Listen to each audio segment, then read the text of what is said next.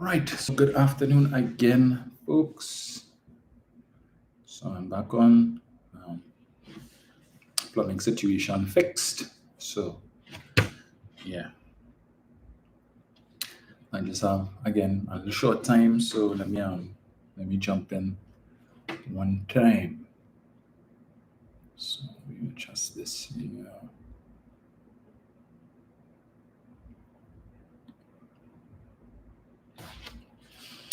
Neil Francois, thank you, sir. When you have workmen, they tell you they come in at a particular time, and you expected them to come that time, and their time is 2 and 3 hours later. So, kind of threw me off this morning. Like I said, I didn't want to start the live, and then he came, and I would have had to stop, right? But I just probably have like an hour or so, hour and a half, because as I said, I did promise one of my counselors I would work with her in her district today. And it's going to be the first of a series of works I'll be doing with all 7 of my counselors. Because, people say the only time they see their representatives is around election time. And I did give them the assurance that I would not be an absentee MP. So let me just play this first, right? Let me jump straight into it. A moment of "we told you so." And remember, I told you this here tonight. First thing they will say, get rid of CPEP. Get rid of URP. Get rid of reforestation. All the contract workers in the government, get rid of them. If the UNC gets their way and they start with a bag of poison goodies, it is going to lead to a devaluation.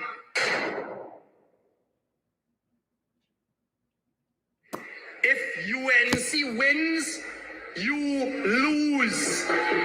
If someone could explain that. And remember, I told you this here tonight. First thing they will say, get rid of CPEP. CPEP gone. Get rid of URP. URP gone. Get rid of reforestation. Reforestation gone. All the contract workers in the government, get rid of them. In the process of doing that. If the UNC gets their way and they start with a bag of poison goodies, it is going to lead to a devaluation.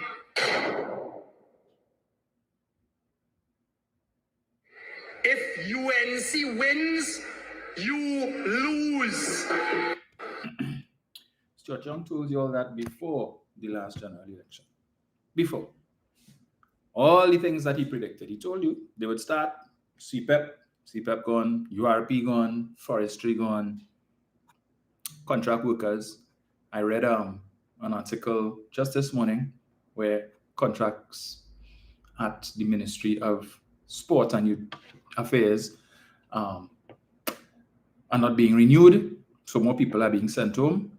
I would have gotten a call last week, Thursday, I think it was, Thursday, from one of my constituents who is a member of my constituency executive, who would have informed me that the last vestiges of URP workers were sent home, received their letters on Thursday.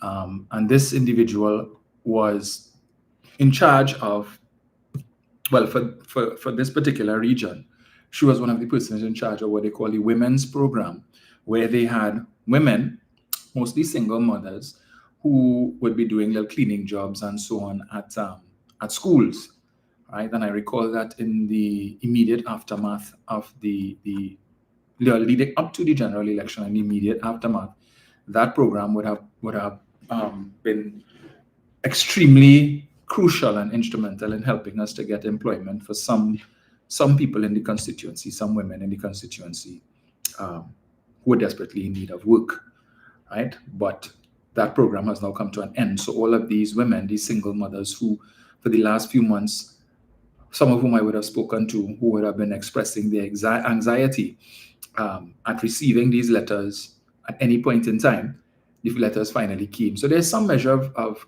relief, because to go to work every day wondering, I wonder if today is the day, but I wonder if today is the day that I'm going to get my letter, because I see everybody else getting theirs. I wonder if today is the day, and the day finally came.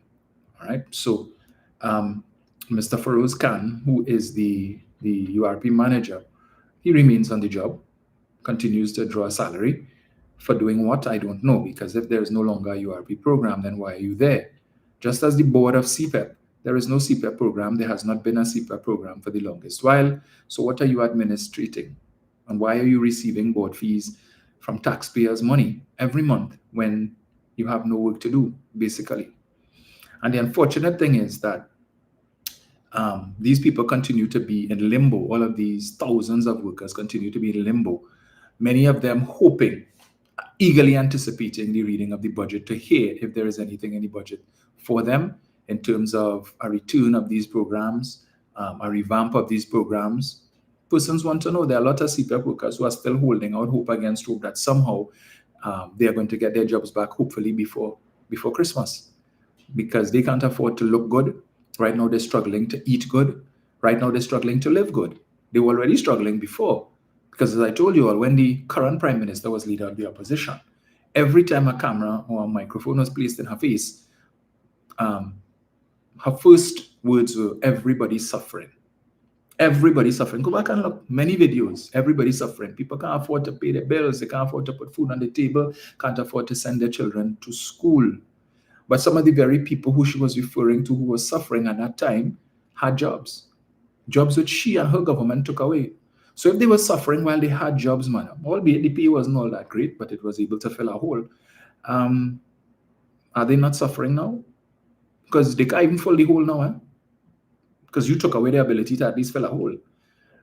And so every week I have to come here and tell you all the travails and the struggles that I have to go through when I have constituency day every week. I can tell you, at the end of my constituency every week, as constituency day every week, when I see my constituents, I am physically, emotionally, mentally, and sometimes financially drained.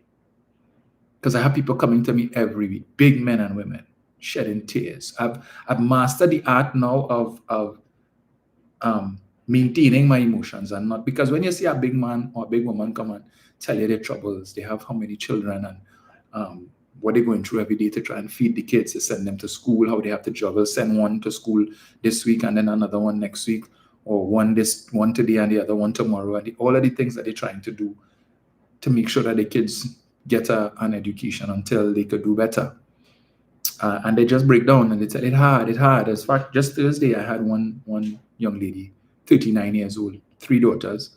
She came to ask me to help her to get a transfer for the 2 daughters, because the school that they're currently in, they're getting in fights.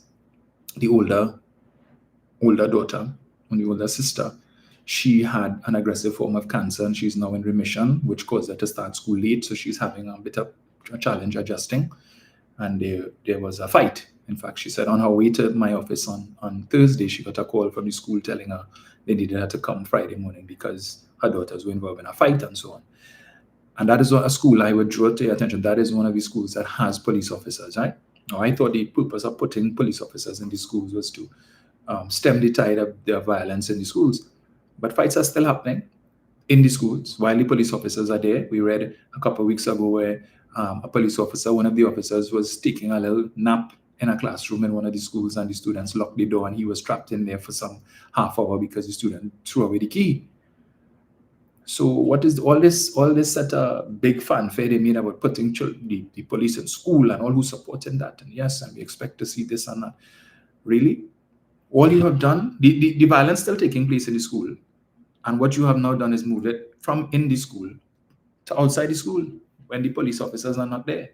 And the same thing's happening. The fights are taking place on the streets and big people passing in the cars and seeing the fights taking place, and rather than come out and try to quell the situation, they're taking out their phone and recording it. So putting police officers in school hasn't really changed anything. And when you could make a mockery of the police officer by locking him in the classroom, that is an embarrassment to the TTPS. And by extension, the government who thought that was a good idea. But anyway, yeah. So she started to cry. And I had two of my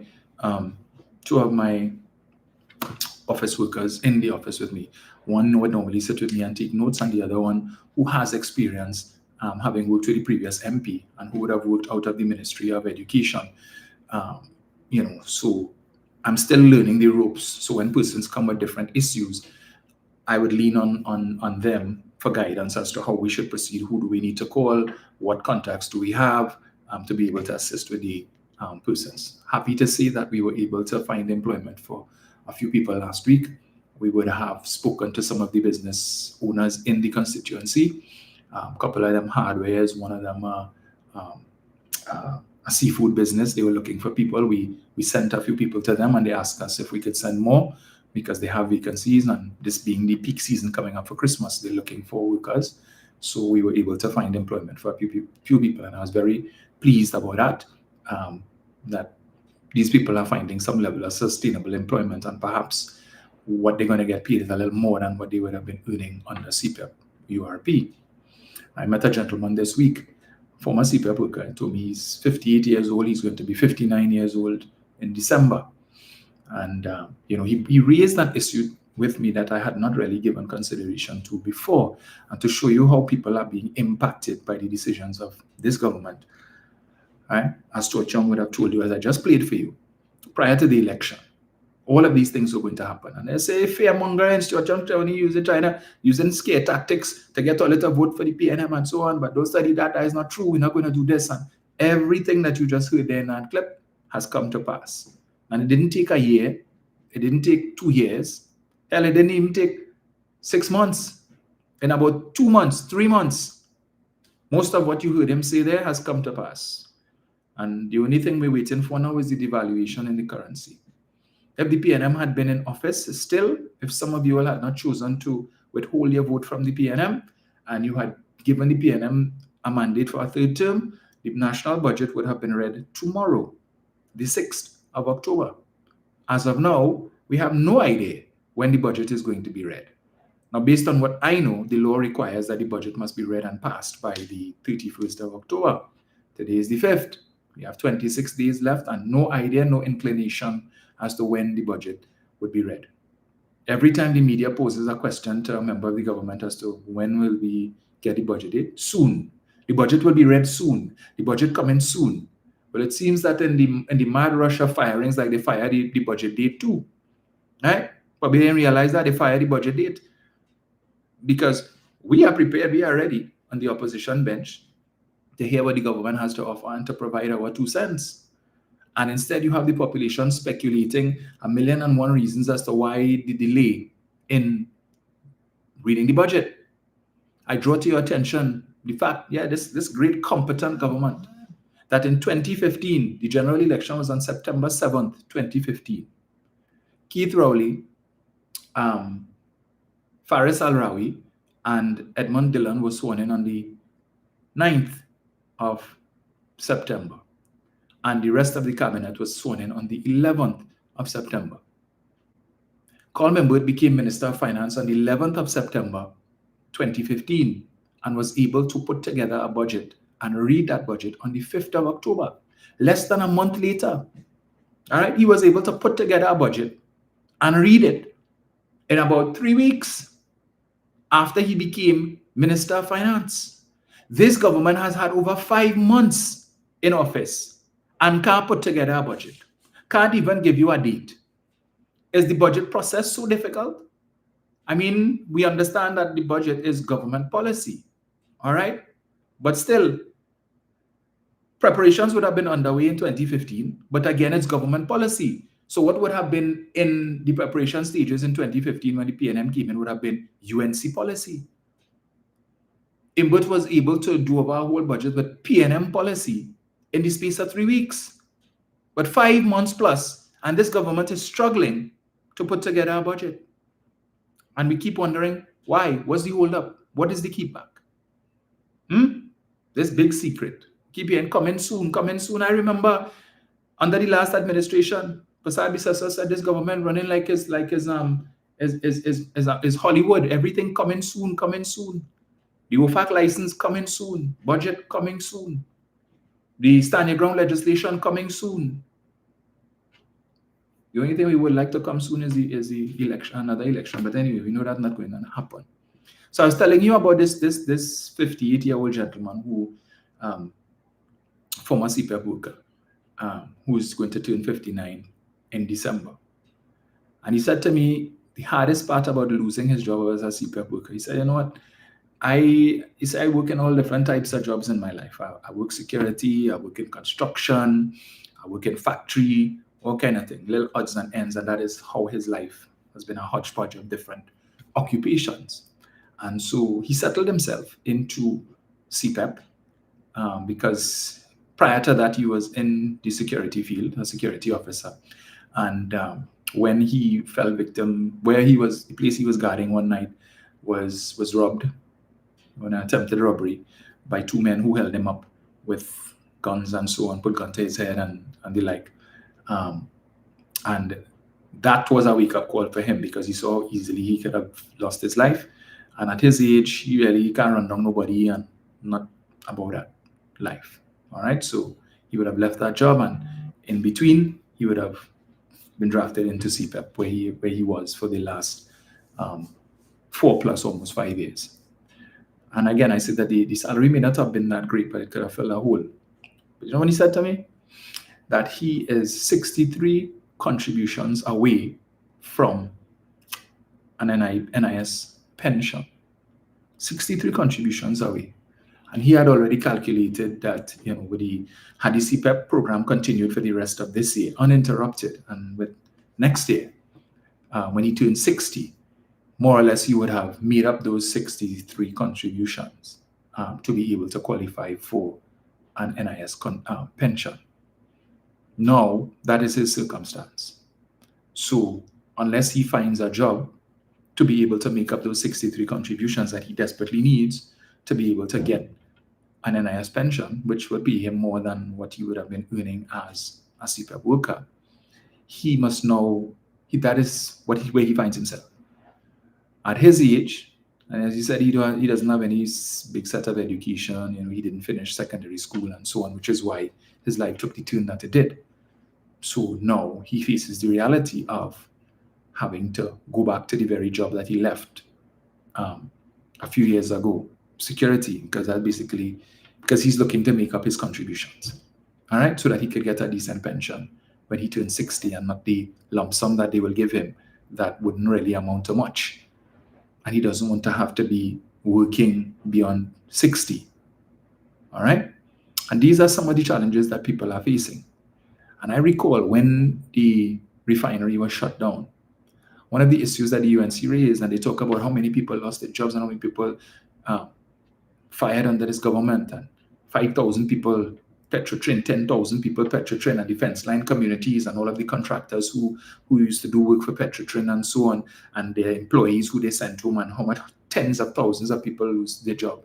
And they were talking about NIS and all of these people who were contributing to the NIB system, and that with them being out of work, that is impacting on the contributions to NIB, which is already cash-strapped. Another topic we will talk about very soon, because I saw an article come out just last week about, again, speaking to the issue of NIB and the predicament in which the fund finds itself, because the quantum of contributions coming in does not match with the benefits that are being paid out, right? And so more money is leaving the fund than is coming in. And the fact that you fired over 40,000 people who were contributing to the fund, right? Those contributions are no longer going in. And I'm sure there are thousands of persons, just like this gentleman, who find themselves in a situation where they are short of contributions to be able to qualify for a pension. And this loving, caring, benevolent government that took away their jobs with no indication as to when they're going to get back anything. And as these people draw closer, some of them draw closer to 60. I know many other people who were working in CPEP who were close to 60. I know people who were over 60 and working in CPEP, right? Because they need to supplement their income. And so this guy finds himself in this predicament, and how many others like him who would see this as an opportunity to be able to make up their contributions to get a pension. So what he must now do, if he doesn't find employment by it, and within us, I remember, he's going to turn 60 just now, all right? And if you don't apply for your NIB or NIS pension when you turn 60, when you apply after, they require you to write to them and indicate why it is you didn't come to apply for the pension when you were 60. So this man is racing against the clock. All right? Racing against the clock. So if you make about 52, 53 contributions for the year, because the contributions are based on weeks.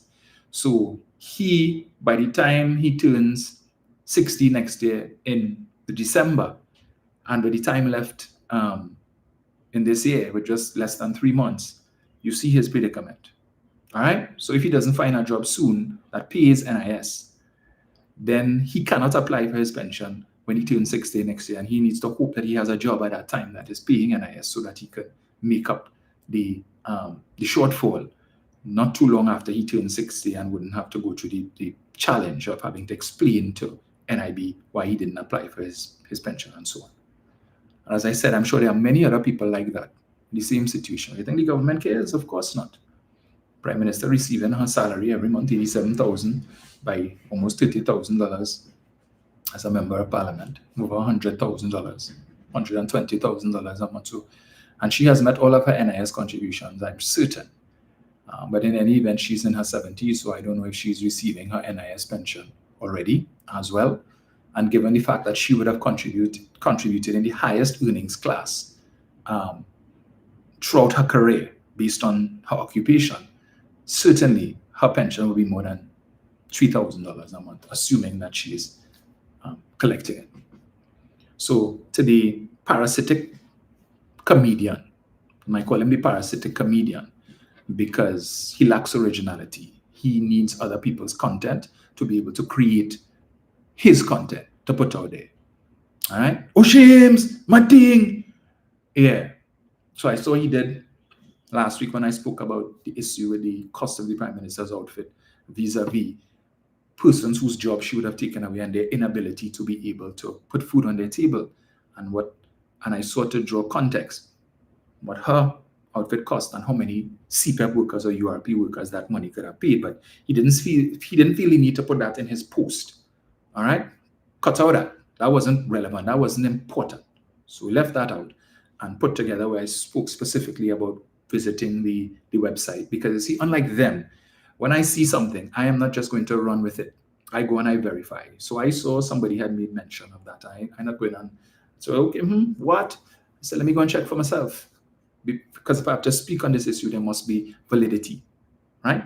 To it. It must be legitimate. But put together this whole thing. And I saw this clown, Anil Roberts, that lowlife lout, right? That bald-headed rum coke. So he decided to do a video, right? And his doubles and coffee and reference that video from the parasitic comedian, who has the president of the Sing for Your Supper Association, who having been given a board position for the work that he did during the campaign to promote Yellow is the Code and when UNC wins. So he was made a director on the board of Queen's Hall, right? And so for the next 5 years, he has to sing for his supper to be able to keep that position, all right? And so he needs content. So hopefully he could get some, again, here today and put together something. Yeah, Matting. Right. So I saw this clown, Roberts. Imagine. So he has the audacity to talk about, so he referenced it. He says, somebody sent it to him, and it's the member of parliament from Malabar Mosik, and he doesn't know who I am. Really? You don't know who I am? Mr. Roberts, you and I have had exchanges on your doubles and coffee many occasions in the comments where I've called you out on your foolishness and you have responded to me. But aside from that fact, you are the former member of parliament for Dabba-Diomera, now Malabar Mosika, right? My predecessor. And one wonders, why didn't you support Dominic Smith during the election campaign? You are a former MP for the area. You would like people to think that you were well loved and you were one of the best MPs for the area. So if anybody should have campaigned with Mr. Smith to capitalize on whatever currency you may still have in the constituency, it should have been you. But you were not present. Why is that? Why is that? I wonder why. Well, I don't have to wonder, I know why. Because you know that had you campaigned with Mr. Smith, his cut tail would have been assured. Not that it wasn't, but it would have been more assured. All right? Because the people of Malabar Mausika, formerly W. Mera, don't want to see you. They don't want to hear you.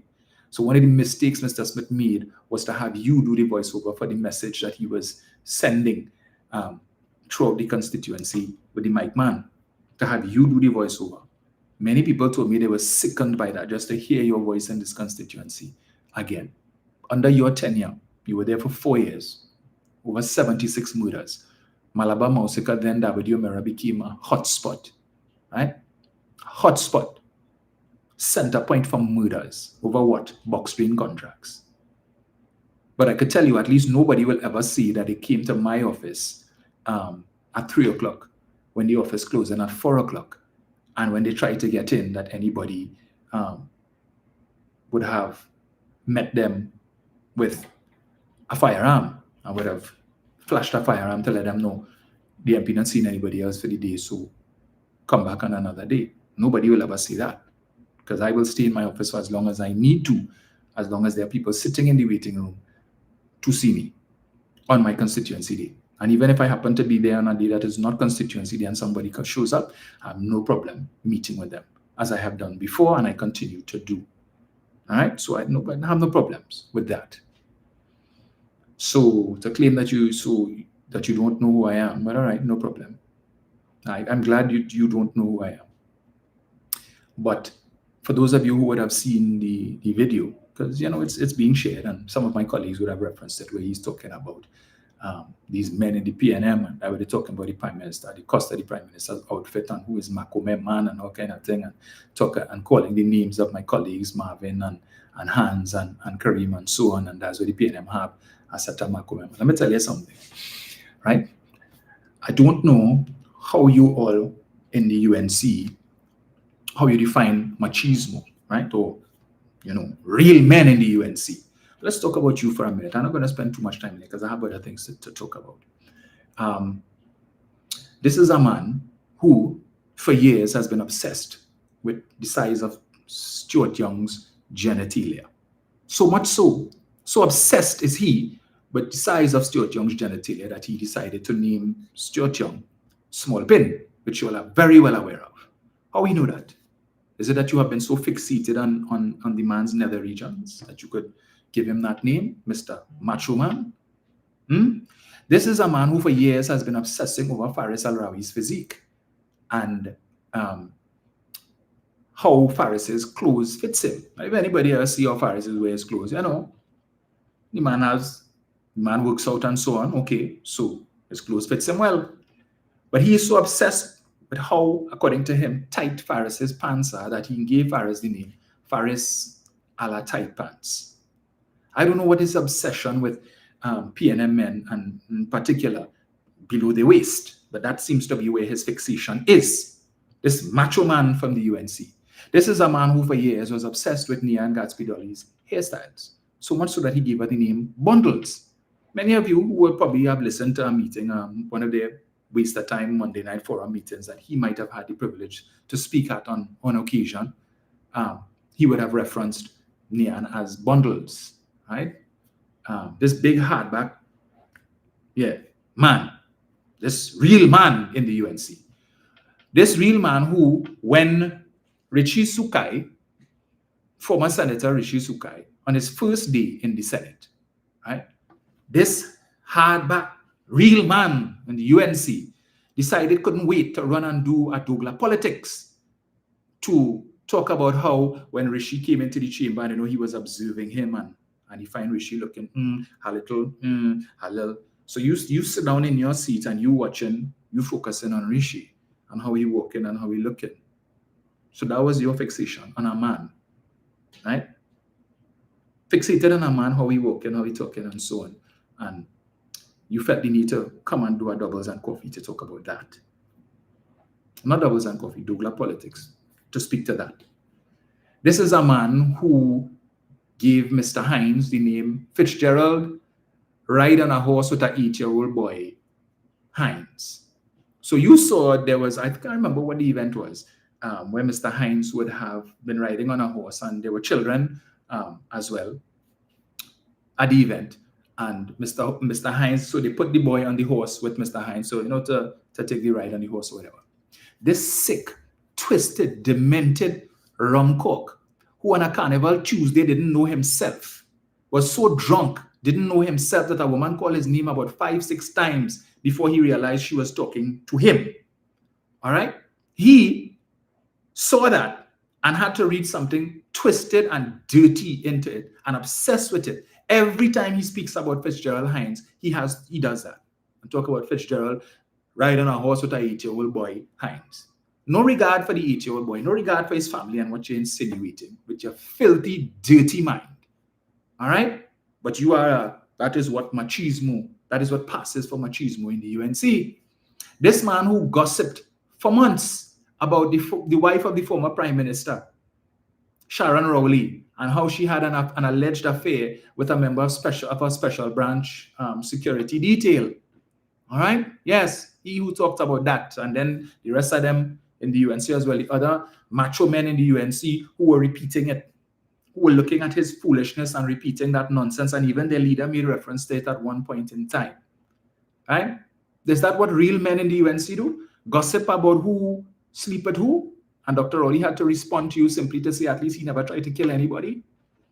That he could take a horn, but at least he never tried to kill anybody. In obvious reference to claims or the allegations that this lout had some hand in the conspiracy to take the life of a DJ who was on a video with his now ex-wife. All right? This is the same man, this macho man from the UNC, who for years was obsessing over some red couch he claims exists in the Prime Minister's residence, that you have to walk down a corridor past 2 dogs and a parrot and go down some stairs and it have some red couch and who skin up on the couch with for Dr. Rowley so that they could become ministers and all of that. That is what macho men in the UNC talk about. This macho man in the UNC who refers to Marvin Gonzalez as Marva. Yeah, that is the conduct of macho men, Mr. Roberts. And you are the quintessential UNC macho man. If you were in the PNM, we would not consider you to be a macho man with that type of conduct. Certainly not, and far from it. So I hope the parasitic comedian, if he's looking, or if anybody sends this to him, please contextualize. You could do a clip of this too. Yeah? Oh, James, Martin. I'll tell you one thing, you'll never see Prasad Bisesa wearing Martin apparel. All right? I just thought I'd make mention of that. Now, there's one other thing I want to touch on, but I'll save it for another day. I'll put on my CIC jersey for that. So last week, I'll just touch on it. Last week, I think Wednesday, the Past Students Union, St. Mary's College Past Students Union, of which I am the VP for Communications, we have a program called What Did You Learn? And what we do is that we invite some of our more prominent alumni to come and speak to these students, right? It kind of coincides with Career Day. And we asked Stuart Young to come last week, Wednesday. And what we would normally do is that we would give the boys a choice, right? A list of past students, a list of alumni, and ask them to choose who they would like for us to invite to come and speak to them. And of course, there was an overwhelming response for MP Young. And this is the second time in less than 2 years that he has agreed to come and speak to the boys. And I can tell you, he was well received. And after the event, on his way out, they treated him like a rock star. These students were lining up to take pictures with Stuart. All right, and it augurs well for, they are young, they are future voters as Form 6 students. So they will be able to vote in 2030. So Stuart has that magnet and that attraction that he's able to draw the young people to the party, which is what we need. But the PSU, we have been doing a lot of work trying to rebuild the reputation of the college, because we know the reputation of the college has been damaged within recent years. A number of things, where Fatima is perceived to be the better of the two schools, both schools falling under the Holy Ghost Father's order. It used to be 3 schools, Fatima, CIC, and St. Anthony's, but St. Anthony's was ceded to the Archdiocese, and so it's just Fatima and CIC now still under the Holy Ghost Fathers. But we have been doing a lot of work, marketing and so on, trying to rebuild that reputation. And this idiot, this lowlife loud, upset because he did a video talking about how every time he goes on Facebook and he look on his timeline, he sees St. Mary's College promoting Stuart Young, and Stuart Young went to the school to speak to the students, and he want to know who gives Stuart Young permission to come and speak to the students, and went off on a tirade attacking St. Mary's College and about how much he doesn't like CIC and he hates CIC. Which is why I have an issue with this man having been a coach or an assistant coach for the national swim team. Because I know that you have students from St. Mary's College who are part of that team. And what role model is he? What role model is he that you all should put him to be a coach or an assistant coach? And that these very same students have to go on social media and see this clown, this degenerate, attacking their school unnecessarily. The school that they were happy to pass for, that they are proud of, and that they are making a contribution to make sure that the standards of the school are maintained with the assistance of the Past Students Union. And we know there is work to do. But he went to Fatima. But as Fatima's crossed the bay, thank God we don't have to deal with that. But unfortunately, David Naked is our cross the bay, as well as Philip Alexander. He passed through. He was non-original. You know, I don't know if he was transferred to the school or whatever, but if there was some way that we could strike them off the role of alumni, we would do that. Right? They brought nothing but shame and disgrace to our alma mater. We wish we could get some other school could claim them, but we can't. So I don't know if it is that he's carrying a grudge because back in his day when he was in Fatima, St. Mary's College was the #1, and perhaps he put CIC as his first choice, and maybe, I don't know, he probably didn't pass and he vexed. That's not our problem. That's not our fault. But for you to be attacking the school in the way that you are a minister of government, and like you all can't come to terms with that. You didn't get that memo. You're in a different position and your words carry weight, a lot more weight than when you were in opposition.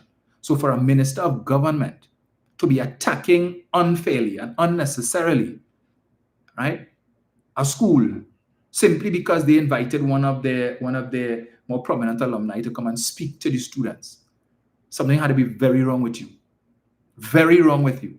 Because I know for a fact, Fatima will never invite you to come and speak to their students because you are no role model. You are a disgrace, right? What you're going to tell them?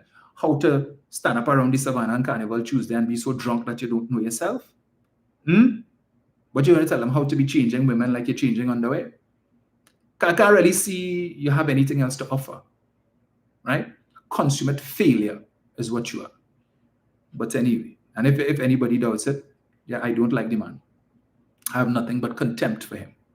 He's a disgusting individual. But I just thought that I would leave that there.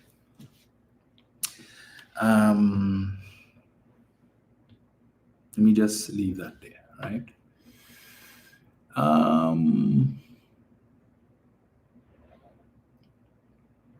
So when you come back with that nonsense, you come with your nonsense again. We're talking about Stuart Young and we're talking about Anna Roberts. I don't know why you're bringing Dr. Rowley into this. Dr. Rowley is no longer the Prime Minister. Did St. Mary's College invite Dr. Rowley to come and speak? And I am certain that if St. Mary's College of Fatima were to invite Dr. Rowley to come and speak to the students, he would still get a much better reception from the students than Anna Roberts would. Why do you all like to defend foolishness? Nonsense. You're coming to talk about what role Rowley, what role model is Dr. Rowley by doing Obi and another black man. You for real? Let me say good afternoon to my good friend Nigel O'Connor. I know Nigel is going to message me again to remind me to make him an administrator. Nigel, if you're listening, just send me a message here, please, in the chat, and afterwards. So I will just reference what I will just do is go back into the chat, and I could use that to make you an administrator. So when I am doing what I'm doing, and you detect persons who out of line, you could use your fingers and tell them, are you Pancho? All right. So in the interest of time, let me address what is perhaps one of the most prominent issues right now, and the re-emergence of dragon gas. So the Prime Minister went to New York to the United Nations General Assembly, and then she went to Washington for a few hours to meet with Secretary of State Marco Rubio. She must have been disappointed that she didn't get an opportunity to even glimpse the Oval Office, right? Or maybe just a wave to President Trump, because we know that she is his number one supporter. But she came back.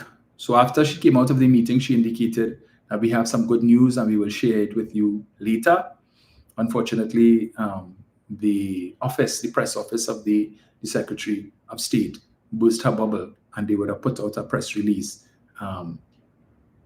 before Mrs. Prasad-Bissessar had opportunity to tell us this great news later. And so that by the time she returned to Trinidad and Tobago, the news had already been out there. All right, or at least the UNC's selling of this news, this great news. And it has been the talk of the town, as you all know, for the last few days. And the hypocrisy in the situation. So let me just play back something here. Right? Let me play this here. Where is it? See. So sometimes it's good to jog your memory, because if we go to listen to these people, they'd make us think that we're mad. Because I read where the Prime Minister is saying, well, you know, there is no rift between Trinidad and Tobago and Venezuela. There is no issue, no animosity. There's the media creating that perception, but no animosity exists. So the Minister of Defense also in Venezuela didn't call the Prime Minister of Trinidad and Tobago a drunk. The Minister of Homeland Security didn't ask the question, is the Defense Minister for Venezuela, is he a madman? Is he a pimp? Those things didn't happen. No, those things don't point to a rift. Those things don't point to any breakdown in relations between Trinidad and Tobago and Venezuela. No, that's just you know, I just fatigue. I just playful banter. Don't read nothing into it, right? Nah, you read nothing into those things. Yeah, just like when she told us room 201 was a Photoshop, PNM voodoo. Right, where is this thing? See what's the time there, boy? That's now I'm gonna find this thing here. See it under this profile. Let me get it. Where is it? I know it's interesting. Anyway, I'm gonna play this. The drug loss is there.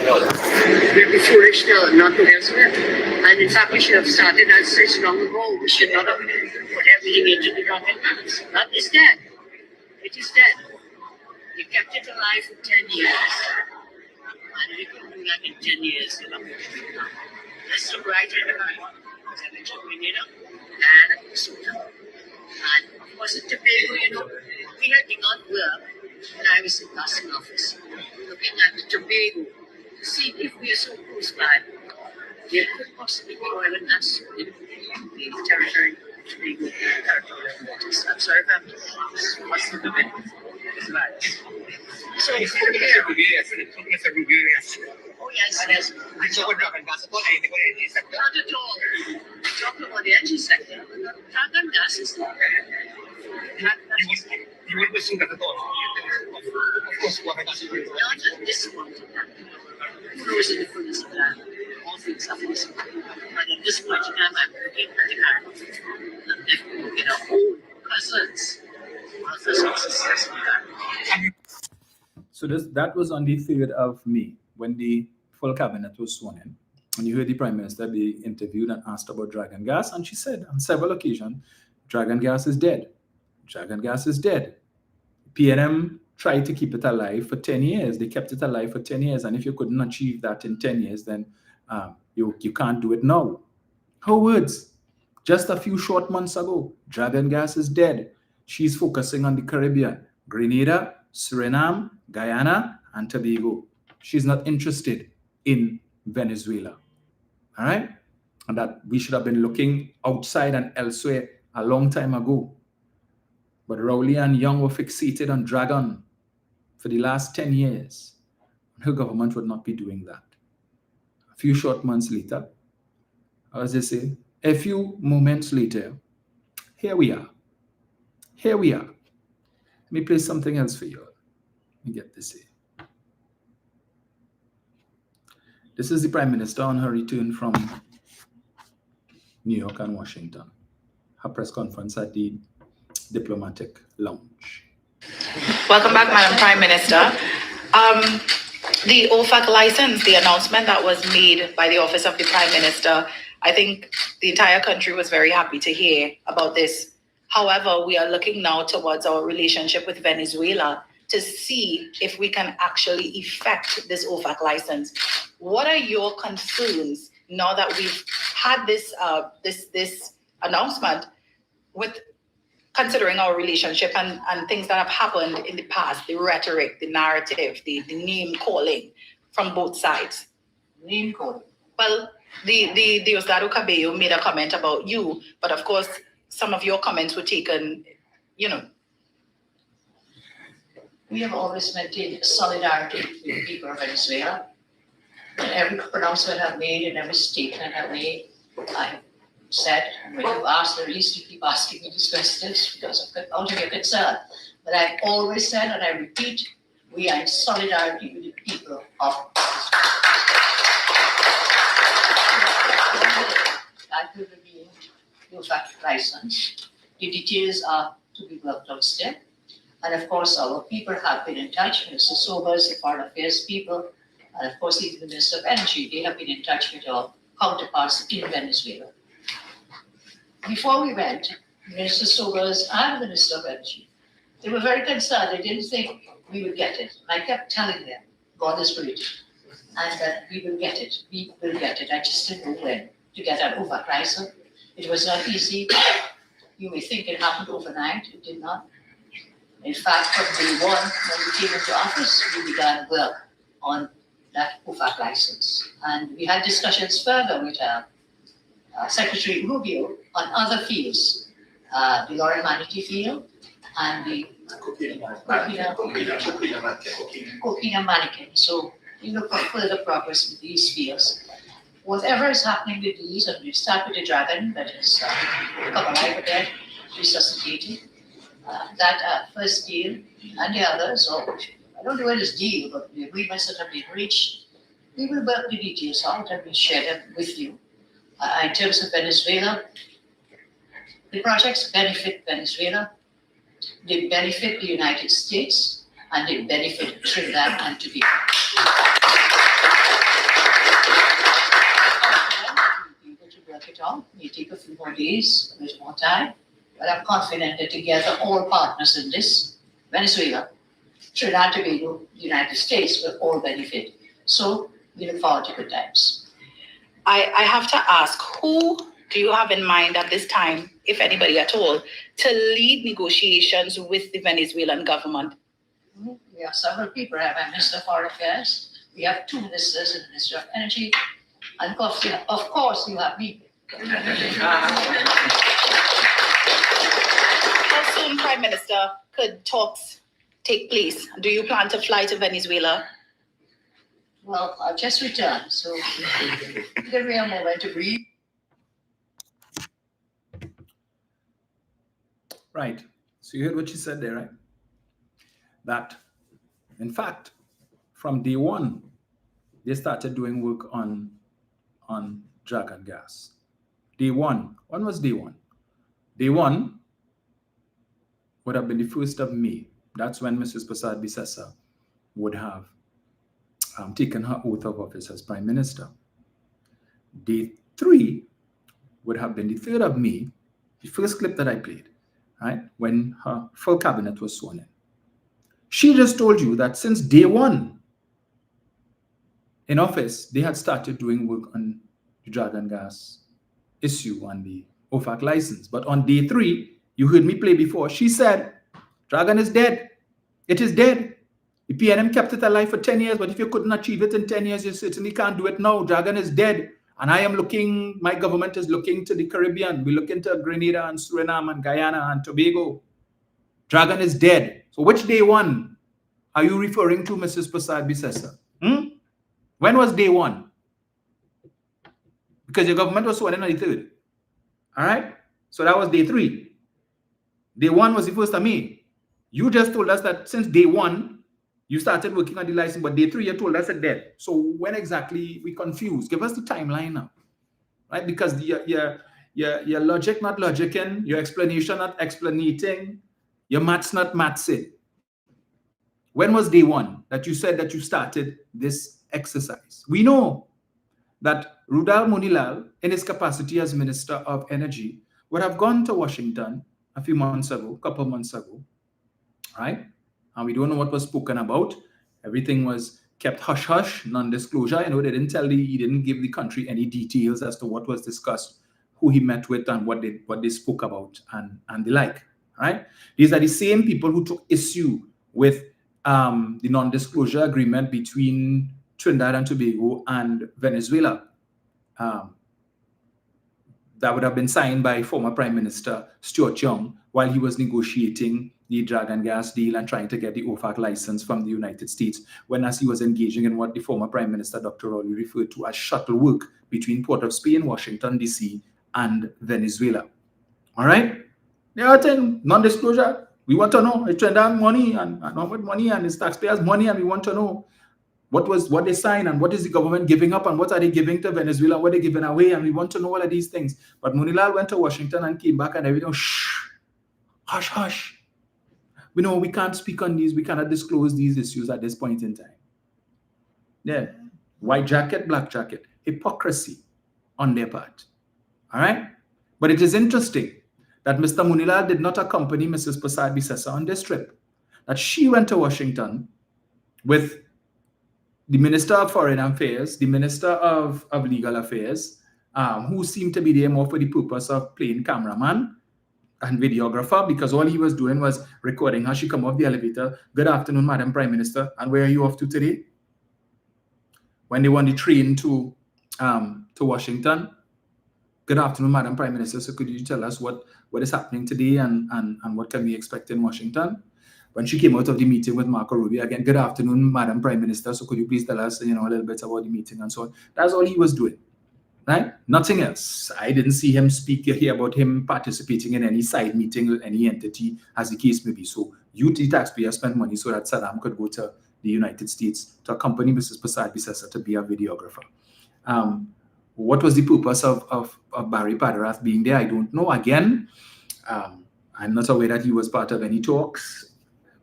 I've seen posts that suggest that he was not part of certain meetings that Mrs. Prasad Bisesa would have attended. I don't know. I was not there.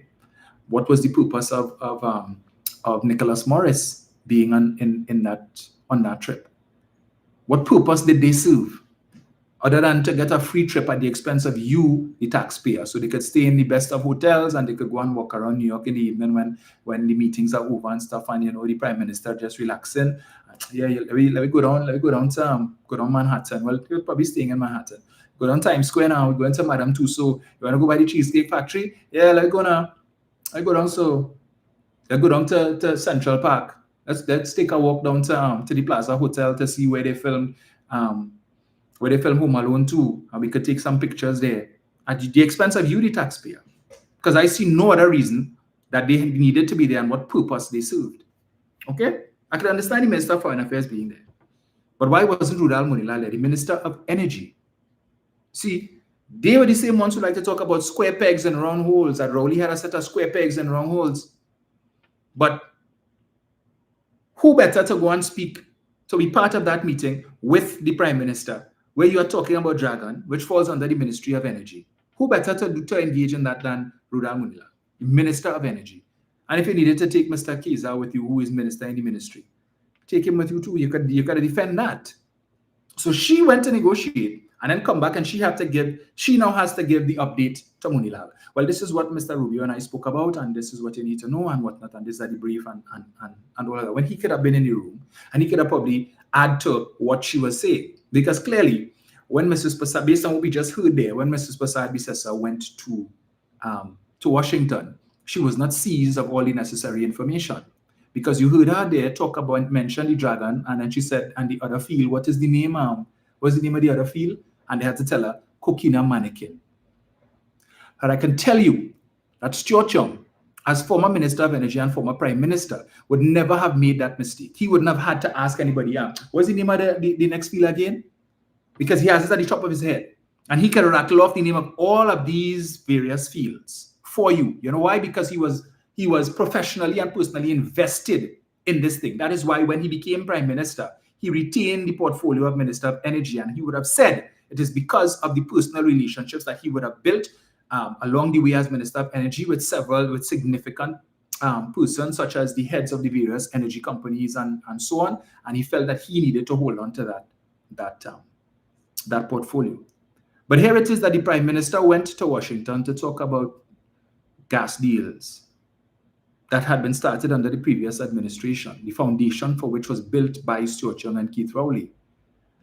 And just a little over 24 hours earlier, you were sitting in a room with Marco Rubio talking about energy security and seeking his support for an OFAC license so that we could continue the dragon that you say was dead.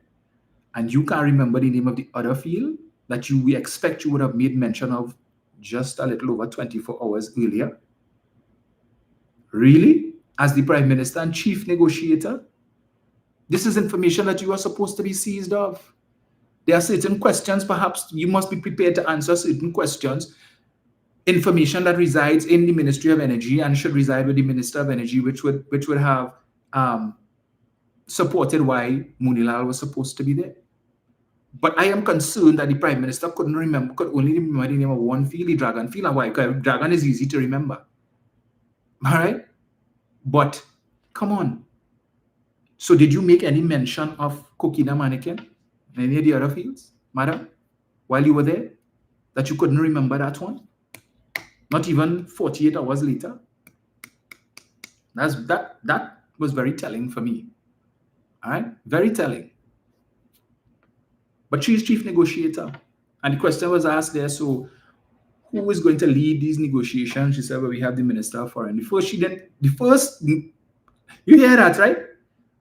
When she was asked the question by Darius Polo, so who is going to lead these negotiations with Venezuela? First thing she said, well, we have the Minister of Foreign and CARICOM Affairs, and we have the Minister of Energy, and then you have myself. So is it that Munilal is paying second fiddle to everybody else? Is it that he's just Energy Minister in name only? In name only? That wasn't the first name that you thought to mention when asked who would be leading the negotiations, especially given the fact that he said that he is prepared to go to Venezuela. And speak to who? The same narco trafficker that you all have been knocking for the last how many years? The same narco trafficker that you all told us the US have a $50 million bounty on his head? The same narco trafficker that you all beat up Dr. Rowley and Stuart Young for talking to and negotiating with the express permission of the then United States government. Because when Stuart Young was making these shuttle trips, as Dr. Rowley said, doing shuttle work between Port of Spain, Washington, and Caracas, what do you think was the purpose of that? There could be no negotiations with Venezuela unless the particulars would have been approved by the United States of America. So I heard this one from Synergy TV, Stefan Rees. I don't have the time to play, maybe on another day.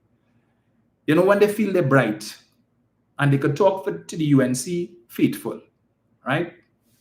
Because they know, let me not be unkind. Or as the speaker would say, let me not be uncharitable today. Right? But he knows they have a certain ilk, so you could sell certain things to them and they will run with it because they don't apply much thought to certain things, right? So he's talking about the discussions that how is it that what was said in the meeting with Stuart Young and Marco Rubio that caused them to withdraw the license, and then as opposed to what was said when Kamala Persad-Bissessar sat down with Marco Rubio and they decided to reinstate the license and so on, and it's a matter of what was said and all this sort of foolishness. And I really need to play it.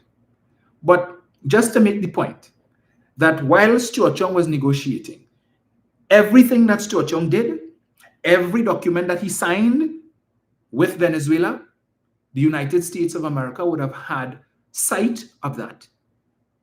He could not sign anything that was not approved by the United States government in order for them to grant the OFAC license. And just to remind Mr. Rees and others, okay, we were originally given a 2-year OFAC license, right? And people like that bald-headed lout, Anil Roberts, couldn't wait to run and do a doubles and coffee to talk about, hey, they're rejoicing, the PNM rejoicing, they get a 2-year OFAC license for Dragon, and what that could do, 2 years is not enough to do nothing, and all of that. They can't even start negotiations in 2 years. And then, of course, the OFAC license said that you can't give Venezuela cash. So we're going to pay them in pesos, and we're going to pay them in reals, and we're going to pay them in what? In TT, because the USA, you can't pay them in cash, and all kind of nonsense that he talked about, and gave you 1,010,000 reasons why the 2-year OFAC license would not work.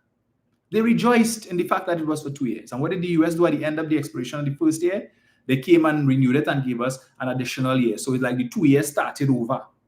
And in that time, the companies that were involved in this whole process, namely Shell, sought to expedite the timeline, because there was always the concern that if there was a change in government in the United States of America, that those licenses would be under review.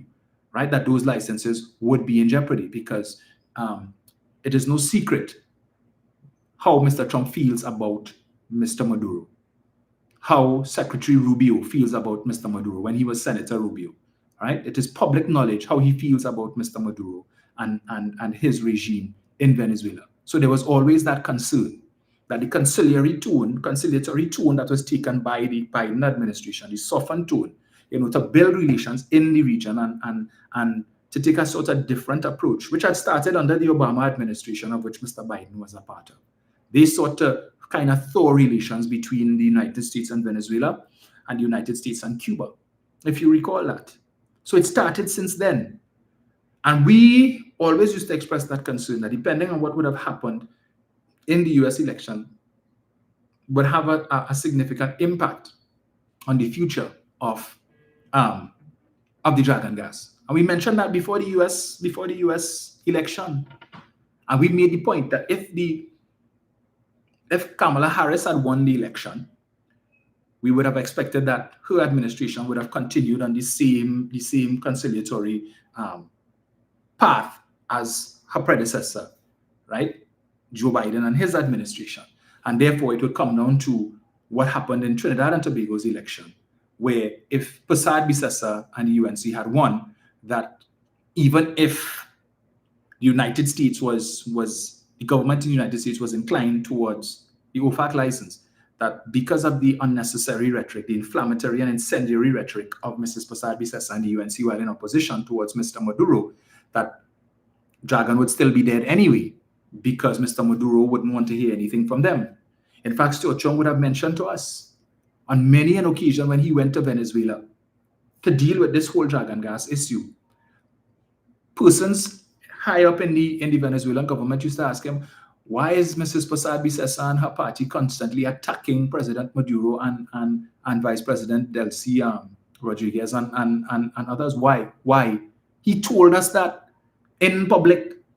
They kept asking him that. And I imagine Mr. Maduro would have been among those who would have asked that question. We kept making the point that all the things that was being said in Trinidad, you think Mr. Maduro wasn't aware of that? And that inflammatory rhetoric would come back to haunt the Prasad Bisesa administration if perchance they won. And they did win. And so the two outcomes that threatened the viability of the OFAC licenses happened, which was the Democrats lost in November, and then the UNC won in April. So there was always that concern. Always that concern. All right? So to hear them come now and talk about it, had something to do with what Stuart Chung said when he met with Marco Rubio. Utter rubbish. And let me remind, again, because all these people who just like to shoot off at the mouth because they have an orifice in the face and wouldn't do proper research and just come in and talk because they know they have a set of soft heads who will take what they say and run with it because they sound bright. Let me just remind you all that Trinidad and Tobago wasn't the only country that lost its OFAC license. All right? One of the first things that the Trump administration did when they came in was to cancel OFAC licenses across the board for a number of other entities that were doing business or poised to do business with Venezuela. Our license was among the last to be revoked. In fact, when the first set of OFAC licenses were revoked, Stuart Chung came out and made the point that Trinidad and Tobago had been granted a special OFAC license by the Biden administration that did not fall within the same category as the other licenses that had been cancelled. Which is why when he met with Marco Rubio in Jamaica, our license was still in force, even though others had been revoked. Case in point, Chevron, which has operations in Venezuela and which has gas stations in the United States, were among the first to have their license revoked. Let me just remind you all here, right? 31st of March 2025, Venezuela says US revoked transnational oil and gas company licenses. The United States has revoked several transnational oil and gas company licenses to operate in Venezuela. Caracas said on Sunday, which had been granted despite Washington's sanctions against the South American country. US President Donald Trump is seeking to strangle Venezuela economically in order to cripple its leader, Nicolas Maduro, and announced a week ago 25% tariff on imports from countries buying Venezuela's oil and gas. Venezuela did not specify which companies were affected, but French oil firm Morel and Prom said on Monday that the special license that had been granted last May had been revoked. We go again. US energy giant Chevron also had its license revoked in February. The Wall Street Journal reported on Saturday that Washington had ordered global oil terminals owned by tycoon Harry Sargent III to cease operating in Venezuela. Spanish oil giant Repsol, Italian gas producer Eni, and India's Reliance Industries are also expected to be hit by the US license revocations. So when I listen to these chair critics who come in to talk a pack of nonsense to make it seem like, oh, it's because of Stuart Young and that's why we lost the license and they couldn't get along with Stuart Young and the PNM, and the PNM did this and the PNM that. We passed in the rush just like all these people before us who I just mentioned here. All of them lost their licenses. All. But like these people forget that. So to hear them asking, well, is it what Stuart Young say, and that meeting between Stuart Young and Rubio, as opposed to what Kamala said and her meeting, and rubbish. Rubbish. Let me go again. Let me see if I get this here. Where is it?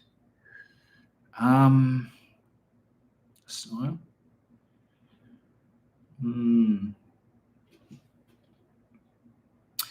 And after Chevron had its license revoked in, we get it here.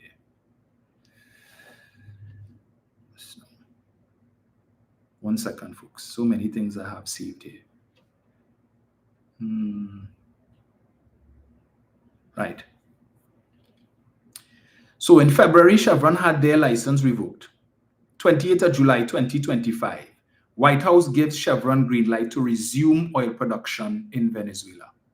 The move reverses Trump's withdrawal of a permit earlier this year and could draw criticism from Venezuelans in Florida who fled the Maduro regime. The Trump administration will allow US energy giant Chevron to reduce production of crude oil in Venezuela, a source similar to the situation said. The White House move represents a reversal of its previous decision to cancel a permit that Chevron was granted by the Biden administration to continue its decades-long operations in the country ruled by dictator Nicolas Maduro. The Trump administration in February revoked the license that the US requires companies to have to operate in the country since the US imposed sanctions in 2019. An administration official said the White House had extended a maintenance license to Chevron for its operations in the country. A second person familiar with the matter said the terms include allowing Chevron to begin lifting oil and exporting it. No taxes or royalties from the oil sales will remain in Venezuela, these people said. This is just one example of several of the licenses that the US government would have revoked would have been reinstated a couple months later. So even if there's no what appears to be an about turn, and Mr. Rubio is indicating support for the reinstatement of our OFAC license, it comes again after they would have started doing that for several of the other entities who would have lost their license back in February and March of this year. So all who want to make it seem as if, Kamala is the savior, and it's because she come on the scene and she went and she met with Rubio and according to Munilal, in just 4 short months, this prime minister came in and she was able to sit down and negotiate and achieve this great and momentous milestone. Rubbish. Utter garbage. But they want to lift her up and show she's this big savior. You heard her say in that clip that I played just now that her Minister of CARICOM and Foreign Affairs, Sean Sobers, and I think the Minister of Legal Affairs didn't think that it would happen when she asked them on the way, and she told them God is great and so on and keep the faith and it will happen. But they didn't think. So when Munilal wants to give us the impression, and she says that from since day one, they had started this process of going after the Dragon gas, contrary to what she would have actually said and what we heard. She's now coming to tell us that since day one, they were negotiating and so on. But why is it that last week, Wednesday, was the first time we heard that in 5 months? When you were being constantly asked the question, where will the money come from, Mrs. Prasad-Bissessar, to pay for this? Where will the money come from to pay for that? And all she kept saying, where the money come from? We will find it. We will find it. Where will the money come from to pay the 10%? God's willing, we will find it. But if you have some cash, if you have some money, you could give it to us. You all remember that? Why would you take all that abuse? When you were being asked a simple question, where would the money come from? Why didn't you seize the opportunity then to say, well, we have been engaging in negotiations and discussions with the US authorities with respect to the reinstatement of the OFAC license for Dragon. And we are expecting to hear good news from that. Why you didn't say that? So you waited until last to say, well, you know, since day one. But day 3, you said Dragon dead. And even after that, you kept repeating that. We're focusing on Guyana, and we're focusing on Suriname, and we're focusing on Grenada. No talk about Dragon. No talk about Dragon. And perhaps if you had indicated then to the population, well, look, notwithstanding all of the rhetoric that we would have thrown out while we were in opposition with respect to the Dragon gas, we see the need for it. And we have engaged the US authorities with a view to having the license reinstated. Maybe that could have had an impact on the rating that we got from Standard & Poor's, because that rating would have been based on their projections for future energy revenues. So that instead of getting a downgrade, maybe we could have gotten an upgrade like Jamaica did. Because they are not about hiding things. When your officials met with Standard & Poor's for them to get information to do this assessment for their rating, did you mention to them that you were in negotiations or discussions with the US? And if Mr. Munilal went a few months ago to Washington and spoke, and this has been ongoing for a while, what feedback were you getting? Clearly, it wasn't positive feedback, because if you say that while on the train on your way to Washington, your Minister of Foreign and Current Affairs and the CARICOM Affairs and the Minister of Legal Affairs tell you, well, they're not hopeful that you're going to get through. It says to me that whatever feedback you all were getting from Washington before didn't point to or suggest at all that you were going to get back the OFAC license. So up until the point when you sat there with Mr. Rubio, you weren't sure. So where is this optimism that you are expressing, or this optimism that Mr. Munilal would have expressed from all the things that you all were doing behind the scenes all the time that you weren't telling the population? This government that keeps talking about transparency, and unlike the last administration, they are going to be fully transparent with the population. You who were against non-disclosure agreements and all, now you all continue to hide information from the population. You didn't think about that, Mrs. Prasad-Bissessar? Okay. Well, let's go again for all those who want to raise up Mrs. Prasad-Bissessar as being, the savior. So let me remind you all again. Jog the memory a little bit now. All right? So the OFAC licenses were revoked on the 8th of April. All right? Or there was the 8th of April. On the 18th of April, Secretary Rubio, who Kamala Prasad-Bissessar met with last week Tuesday, on a flight from Paris, felt the need to call Stuart Young. He didn't wait until he reached back in the US, based on what was reported that on his way back from Paris, Mr. Rubio called Prime Minister Stuart Young. And I'm reading here from the website of the US Department of State, dated April 18th, 2025, Office of the Spokesperson, and it reads, Secretary Rubio's call with Prime Minister Young of Trinidad and Tobago. Secretary of State Marco Rubio spoke with Prime Minister Stuart Young of Trinidad and Tobago to reaffirm the strong US-Trinidad and Tobago bilateral relationship, emphasizing shared priorities in regional energy security and economic cooperation. This came after the licenses were revoked, right? Secretary Rubio recognized that energy security is important to Trinidad and Tobago's prosperity and economy. Any outcomes of sanctions upon the Maduro regime and Venezuela is in no way indicative of our relationship with Trinidad and Tobago and the value we place on it. Stuart Young was still Prime Minister of Trinidad and Tobago when Mr. Rubio said this. The Secretary recognized the strategic importance of Trinidad and Tobago's energy initiatives and Young's effective leadership in this area. Let me repeat that for people like Mr. Rees and people like Indira Sajiwan and Shane Mohammed. Let me repeat that for the benefit of you all. Let me get it here. Yes. The Secretary recognized the strategic importance of Trinidad and Tobago's energy initiatives and Young's effective leadership in this area. Young's effective leadership in this area. Both sides agreed that we are going to work very closely to find a solution that achieves U.S. objectives regarding Venezuela without harming Trinidad and Tobago.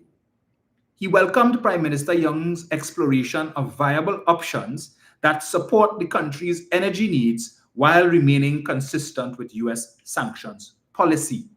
Let me repeat that. He welcomed Prime Minister Young's exploration of viable options that support the country's energy needs while remaining consistent with U.S. sanctions policy.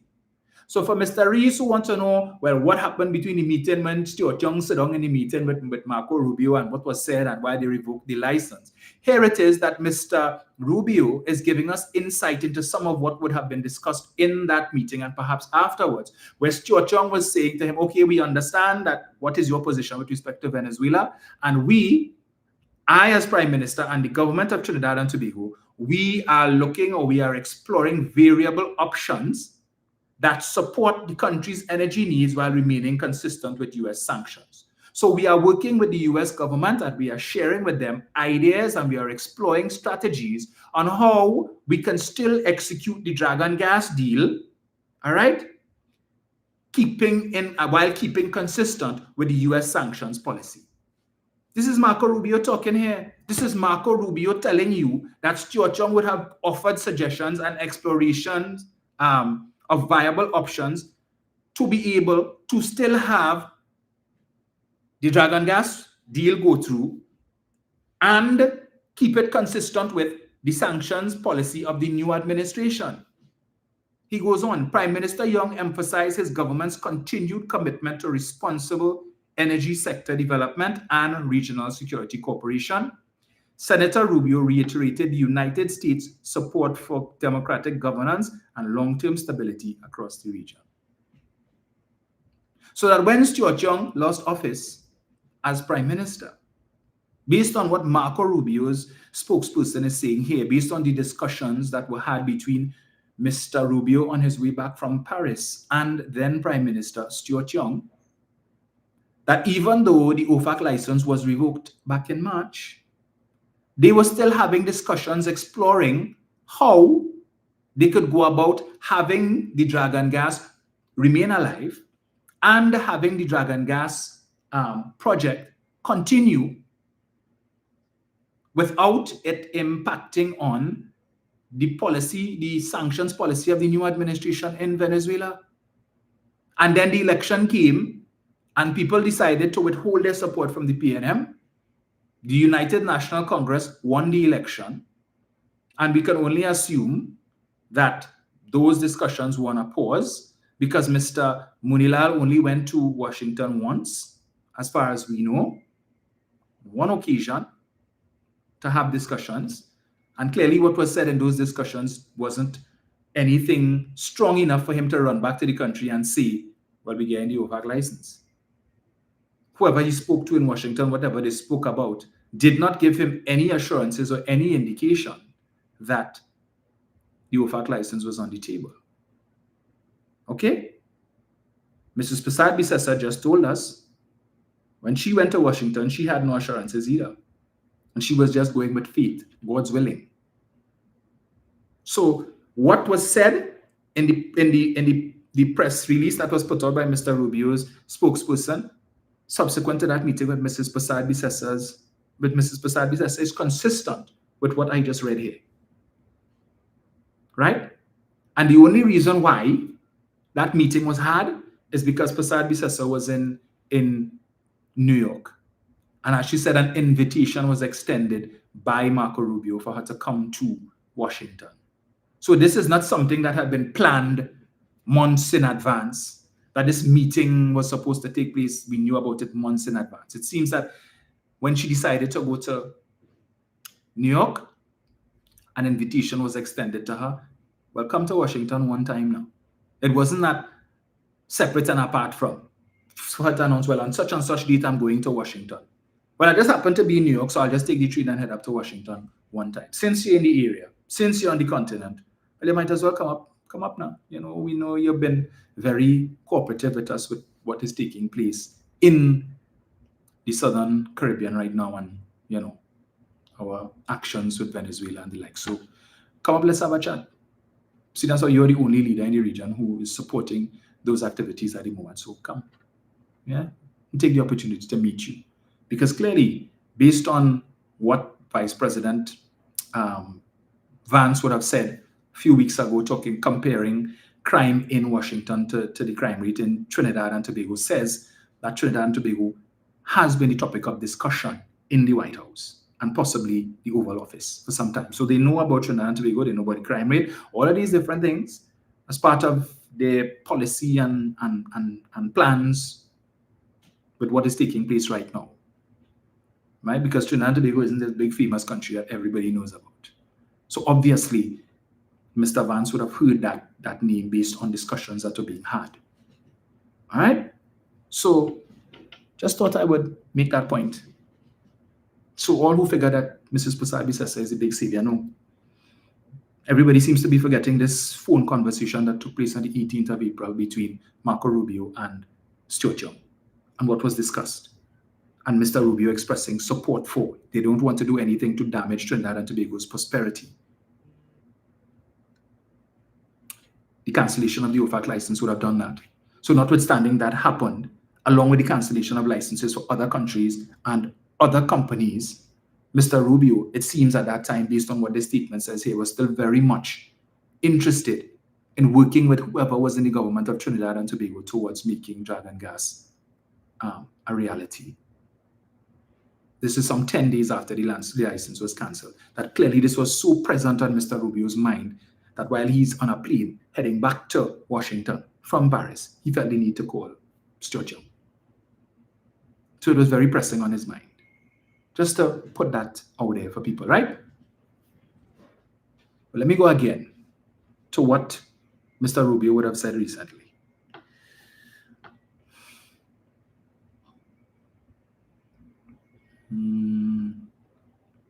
So, right.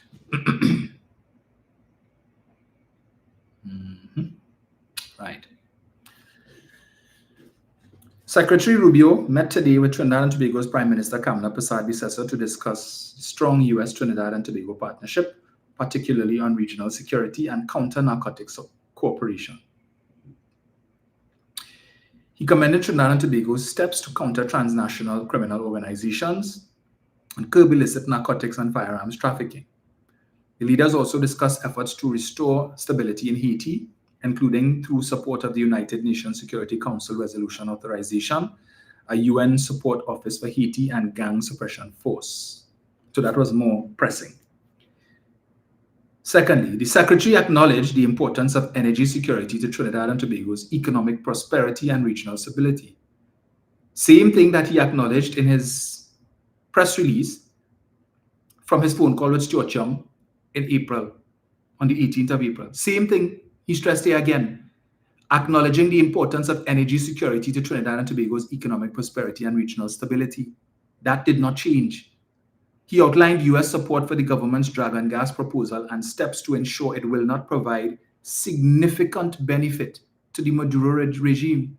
It doesn't say steps to ensure that it will not provide any benefit, It says that it will not provide significant benefit. There's a difference between that it will not provide any benefit, which means zero, zokes, nada, none at all, and does not provide significant benefit. The term significant benefit suggests that there will be some benefit. It may not be all that great, but some benefit to the Maduro regime. Right? So it means they acknowledge that it's quite possible. We need to do some negotiations with Mr. Maduro. We will leave that to Trinidad and Tobago to sort out that. The Secretary emphasized that deepening U.S. Trinidad and Tobago cooperation will be critical to disrupting narco-trafficking networks, strengthening regional security, and safeguarding our region. All right? So the point that Stuart Young has been making, there is no license as yet. There has been expressed support for a license. And I am certain that if Stuart Young had been the Prime Minister of Trinidad and Tobago and he had gone to the United Nations General Assembly, that he too would have been invited to Washington to speak with Mr. Rubio. Because we would note the recent developments that has taken place in the Southern Caribbean. We've seen China has sent a floating rig, right? Again, to engage in the exploration and the exploitation of Venezuelan oil and gas. And we would have seen a couple months ago where Nicolas Maduro would have met with Vladimir Putin, and they would have signed certain agreements as it pertains to the exploration and exploitation of Venezuelan gas.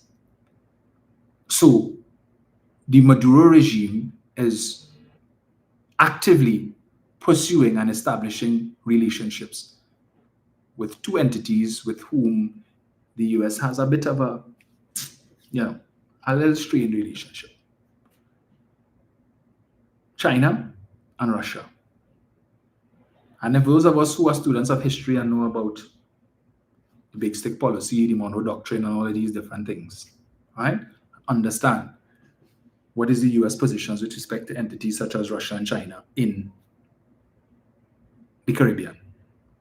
The last thing they want is for these two entities to establish a foothold in the Southern Caribbean with Venezuela. And these things are happening without regard for US policy, right? Because China isn't seeking the US position, the US permission to do that. Russia isn't seeking the US permission to engage in economic activities with Mr. Maduro. And if it is that these two entities, and we understand that those activities have the potential to send money to the Maduro regime, right? China has no problem in giving money to Venezuela. Putin has no problem in giving money to Venezuela for their oil and their gas. None. Because these two countries can withstand or have the capacity to be able to withstand US sanctions. They found ways around it before. The US economy is heavily dependent on the Chinese economy. And so when the US says, well, we're going to drop sanctions on China, China will simply respond and retaliate with sanctions as well. We saw it a few months ago. We saw that it happened, what the outcome was. And then there was discussion and the decision was taken to hold their hands on these sanctions. So anybody who thinks that these things don't figure in the equation, you would be sorely mistaken. Sorely mistaken. So even if it is, then Venezuela is not going to benefit from the Dragon gas in any significant way from a monetary perspective. Their relationship with China and Russia, in particular as it pertains to their energy sector, is going to put money in the hands of the Maduro regime and make it a little more difficult for the US to be able to use economic sanctions to get rid of Mr. Maduro. And so Trinidad and Tobago stands to lose more from such an economic policy than Venezuela. All right? Because the oil and gas belongs to Venezuela. And this is something that the UNC needs to be reminded of.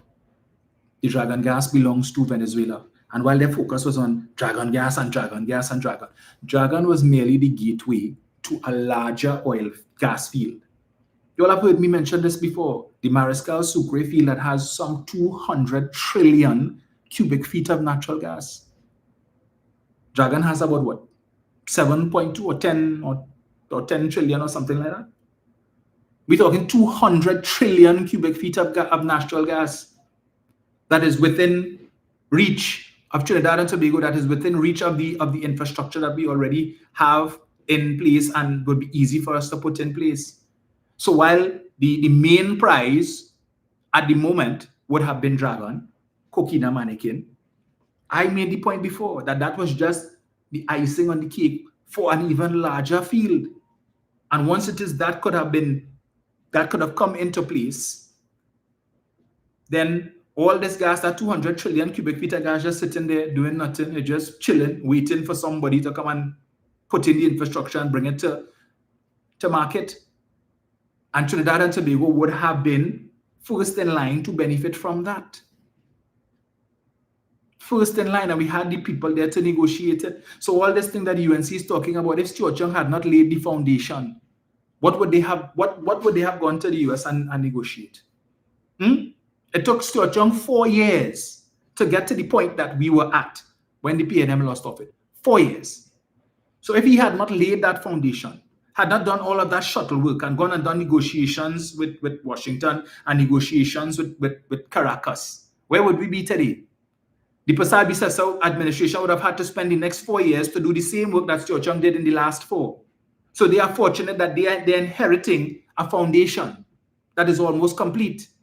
So there isn't much work for them to do. It's simply to probably renegotiate some aspects of the 30-year license that we got for Dragon and the 20-year license that we got for Coquina Mannequin, right? And bring it in line with what the new administration in Washington wants. And I'm certain that probably is not going to take 4 years, provided, of course, that Mr. Maduro and his regime is inclined to do business with Trinidad and Tobago, given all that has transpired. Regardless of what the Prime Minister of Trinidad and Tobago is saying, that there is no rift, there is no issue, there is no breakdown in relations between Trinidad and Venezuela. It's all the imagination of the media. So all you talk about, Maduro is a narco trafficker, Maduro is part of a corrupt cook-up with Jindal and Rowley to use the refinery, the Point-a-Pierre refinery, to refine Venezuelan oil and bring sanctions on Trinidad and Tobago. Oh, no, we imagine those things. She never said that. She never said those things. Never said that.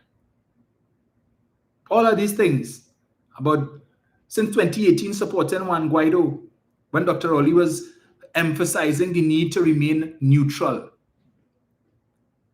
As he said, whoever is answering the phone in Miraflores when I call is who I recognize. And unless and until that is Juan Guaido, I recognize Nicolas Maduro, who is there, the duly elected, regardless of whatever would have taken place. That was Dr. Rowley's position all the time. And now we are seeing the benefit of maintaining neutrality.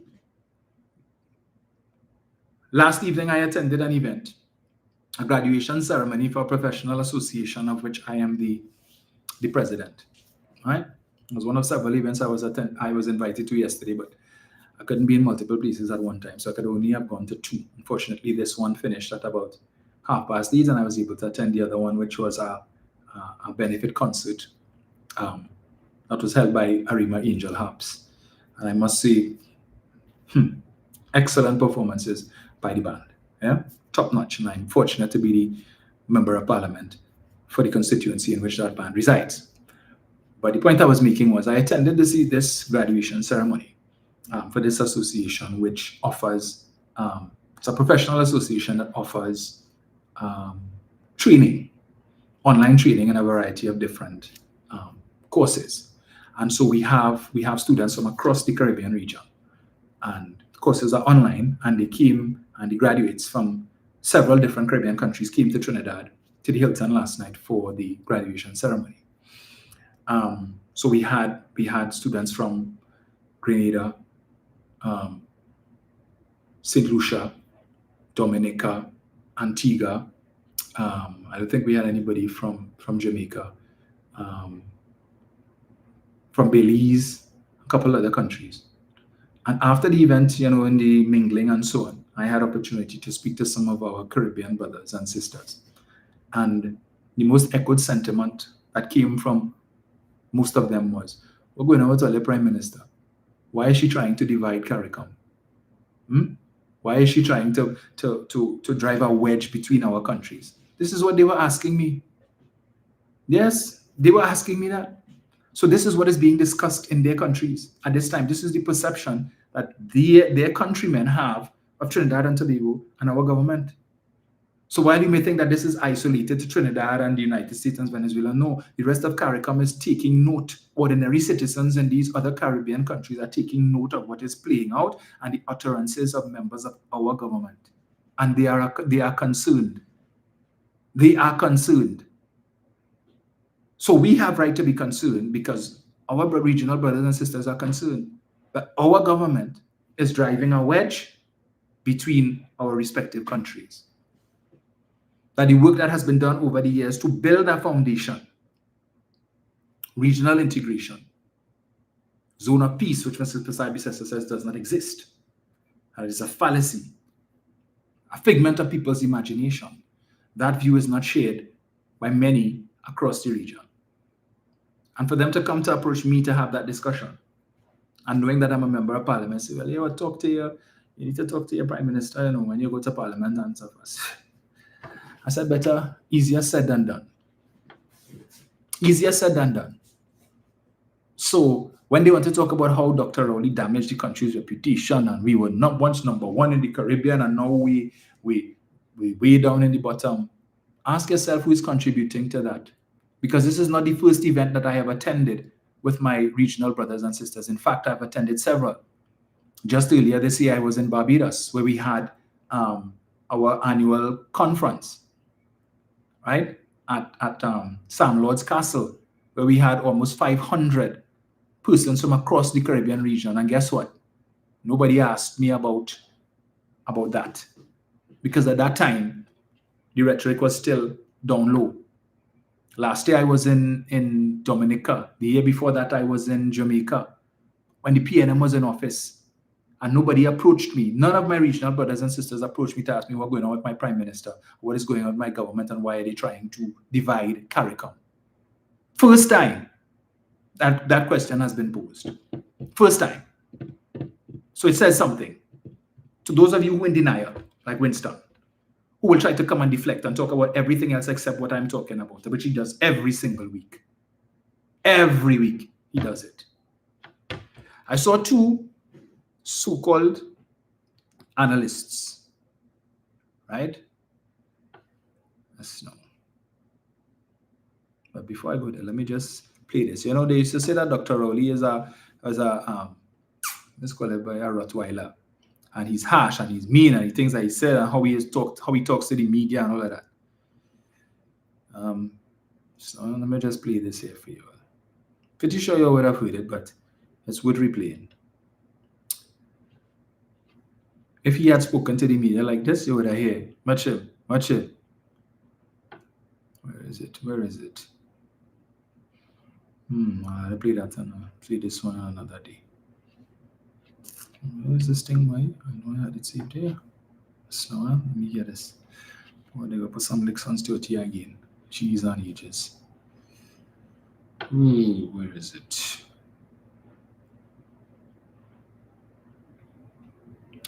I don't know why I'm not finding that.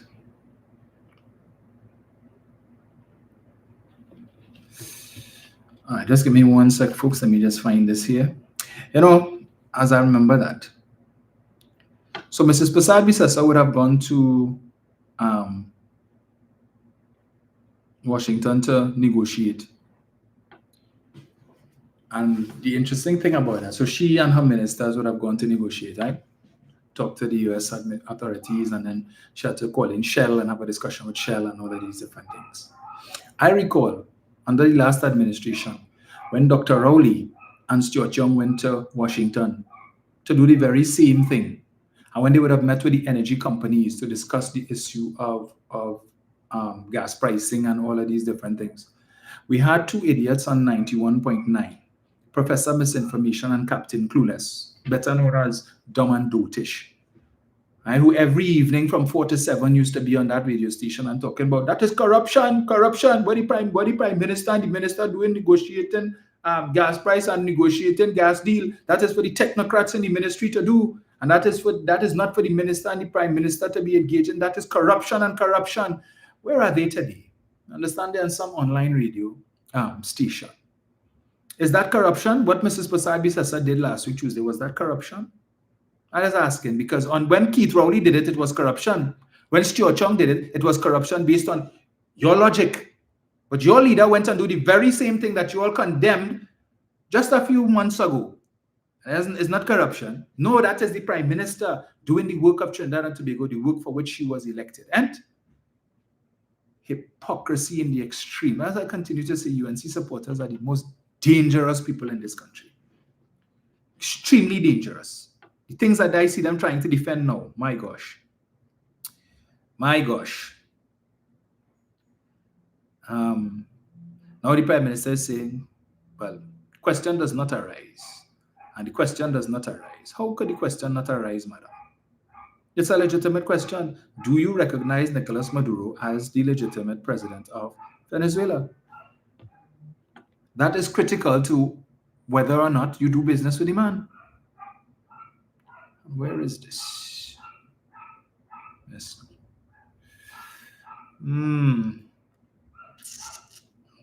Right. President of Venezuela. Question does not arise with the greatest respect. Yeah. Do you recognize Nicolas Maduro as president of Venezuela? Question does not arise with the greatest respect. If there's to be a government-to-government negotiation. Darius asked me that last Wednesday night. Question does not arise. Can you ask me another one, please?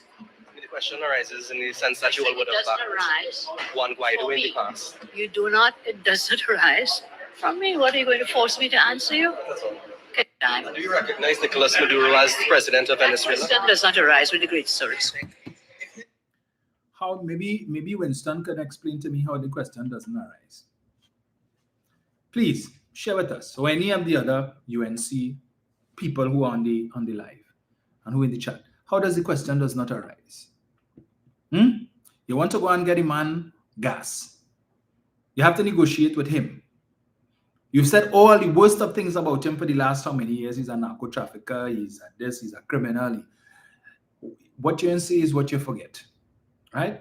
But the worst of the worst, you accuse him of being part of a corrupt cook-up with Dr. Rowley and Naveen Jindal. You told us about when the barge that spilled the oil in Tobago, we were hearing your minister, well, your then senator, he's still a senator, that low-life lout, that Rumcock, talking about Delcy and Wilma Ruperti and who's the other one? By Astrobal Chavez. Remember that? You know all about that. When it is that Delcy came here for COVID, you all were able to get the passenger manifest to tell us the names of everybody who come on the plane and all who was in the meeting with Stuart Chung and all of those different things you told us about. You all wrote to the US ambassador calling for sanctions on Stuart Chung and Keith Rowley. Remember that? So, who are you going to negotiate with now? Because the Minister of Energy in Venezuela is the same Delcy. The same Delcy who you all said is sanctioned. Same Delcy. The same Delcy who just had an exchange with your minister in the Ministry of Housing, Philip Alexander, and had to talk about the only bomb that drop is on the brain of the government or some of Trinidad and Tobago or something like that. It's that same Delcy who for the last few years has been hearing exactly what you and your cohorts have been saying about her and her boss and other members of the administration. So who exactly are you going to talk to, madam? You're meeting with Juan Guaido? That you're going to meet with? You know how you all were attacking the leader of the opposition and talking about how she went to New York and she was not invited to anything and so on, contrary to what actually happened, that she was in fact invited to several side meetings. That being that she being the head of the Parliamentary Women's Association or something like that, she was invited to attend meetings in that capacity. That she was also invited as a former Trinidad and Tobago's former permanent representative to the United Nations, where she would have established relationships with a lot of the players who are still there, and given the position that she currently holds as the leader of the opposition, would have been invited to come while she was not part of the main assembly. There were a number of meetings, side meetings that were taking place, and she would have been invited to come and speak at those meetings. But you know, you're one thing your party is very good at is doing memes. And so you have created all of these memes, putting her head on Burki body. You have created memes that her peeping out on the side in the White House or wherever it is while you met with Marco Rubio and all of this nonsense. And so she had to come back now to explain to you all why she was there, who invited her, the circumstances under which she was there, the meetings that she attended, and all of that. So is it that when you go to Venezuela, or when you start to negotiate, or you send whoever to Venezuela, because the newspaper reported she said she would go to Venezuela. But as we heard in the clip just now, she didn't say that. She said, I just came back, so give me some time to breathe. And the question was asked if she would be going to Venezuela. All right? So in the clip there, that attributed her saying that she would go to Venezuela. We just heard she did not say that. All right? So, but you're prepared to lead negotiations. With whom?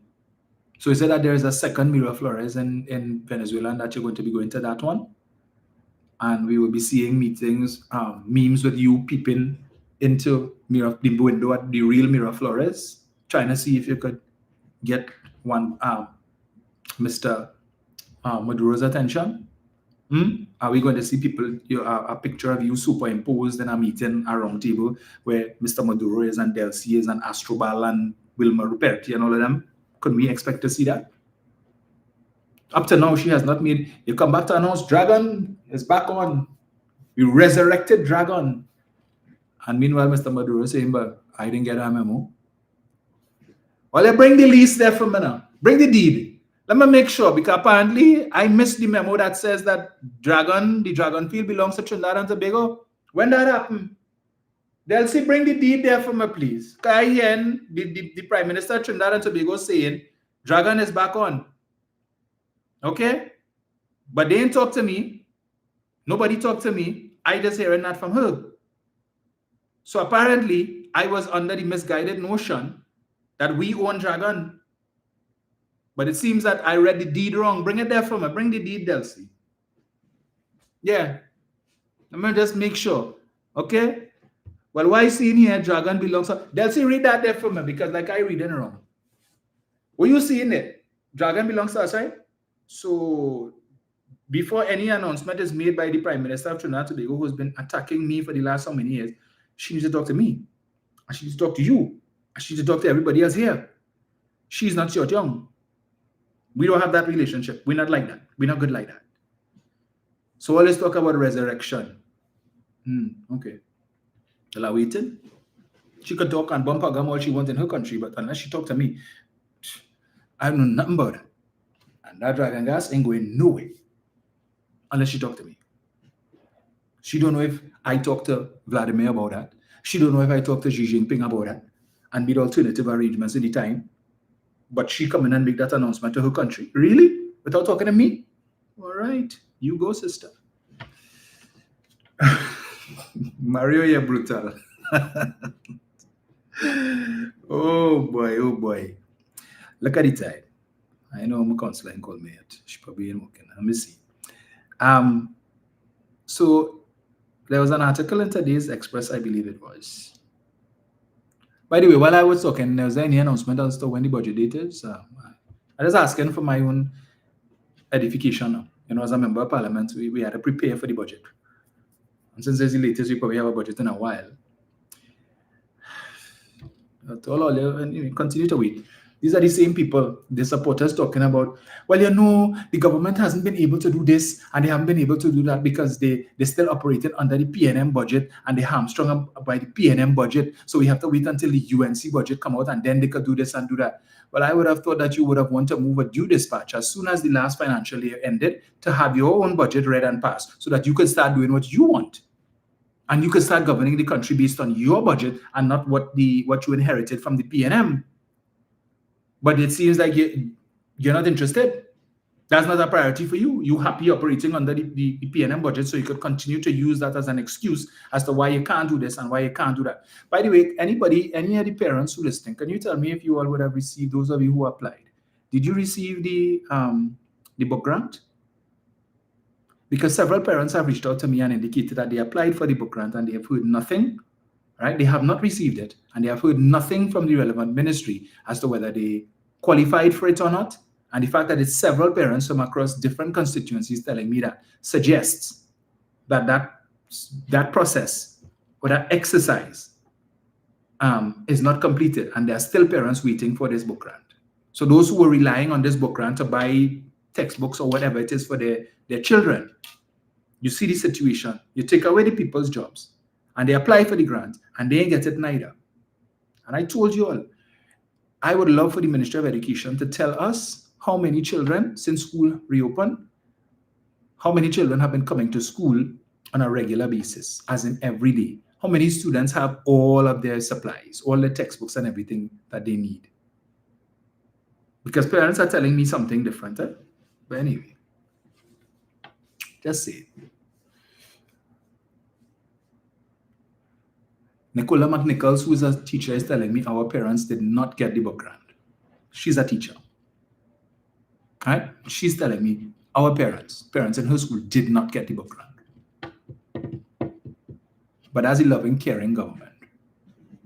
And so those parents who were depending on that had to find money somewhere. Some of them, one of them who came to me last week had to go and borrow money from a money lender. Right? And the interest piling up. The interest is piling up.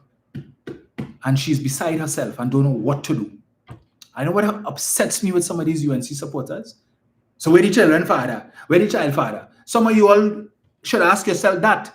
Where your child father? Where your children father? You want to come and attack these women who are working hard, right? And I said, where the children father? You know where yours is?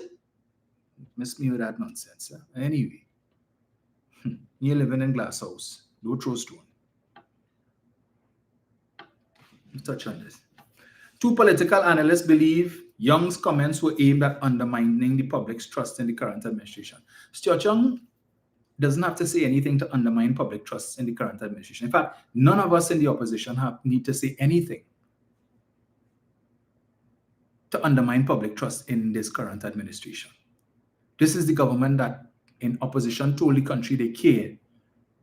This is a prime minister who said, there have been prime ministers before me, and there will be prime ministers after me, but there will never be a prime minister who loves you as I love you.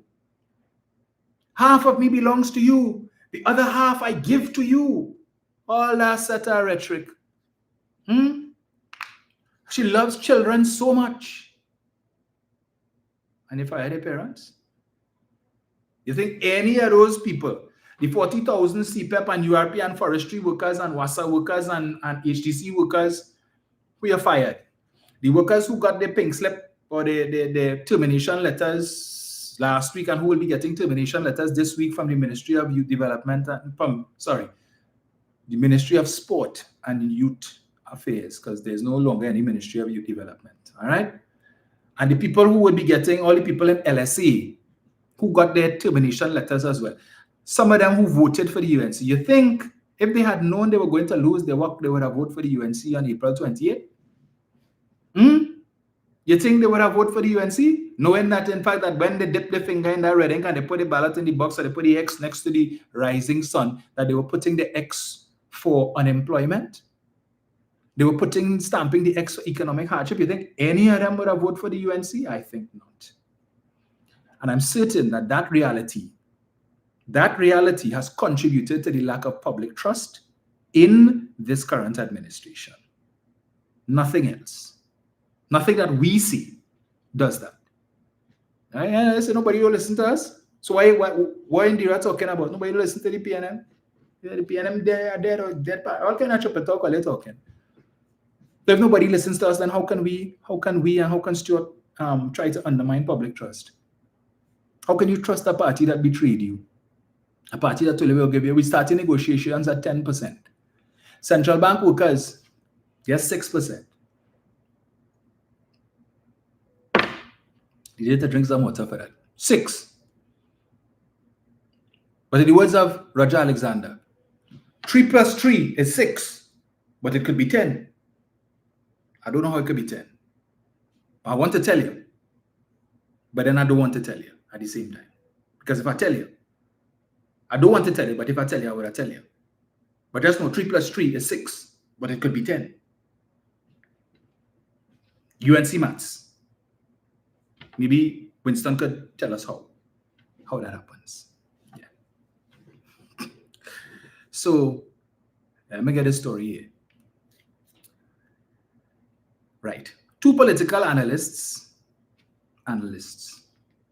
have criticized former Prime Minister and Energy Minister Stuart Young for a Facebook post yesterday in which he accused Prime Minister Kamla Persad-Bissessar of gaslighting the population over negotiations for the Dragon gas. In his post, Young argued that the Prime Minister was gaslighting the nation. Young said, "So no OFAC license in hand, even though you said you have obtained an OFAC license for Dragon when you arrived in TNT on Wednesday night. Therefore, the UNC government does not know the terms of what they are being given to work with by OFAC, and that is only one part of the equation because Venezuela owns the Dragon gas field. Then you are counting on Shell to talk to Venezuela as the owners of the gas and expect Shell to negotiate for TNT. It is the government's duty to protect TNT and to lead and get the best terms for TNT. You cannot count on a multinational company to do that. So you're selling out once again, just like you did between 2010 to 2015, when you gave away all of our gas revenues until 2025 with incentives. So forget what they did. They gave all of these incentives and all of these goodies, if we want to call it that, yeah, and concessions to these energy companies for them to come and drill for oil and drill for gas and tell them whatever money you spend to drill for oil and gas, you can write it off against any profits that you make until you recoup the cost, the monies that you would have spent to find the oil and gas. And for those companies that currently exist in Trinidad and Tobago that are paying us royalties and so on from other projects that you have, you can write off the cost of this new exploration against that until 2025 to 2027. Which is why when Imbued came in and went begging, cap in hand, "Please, sir, can I have some money? I need to pay salaries this month. I need to pay pension. I need to pay social welfare this month, and we have no money.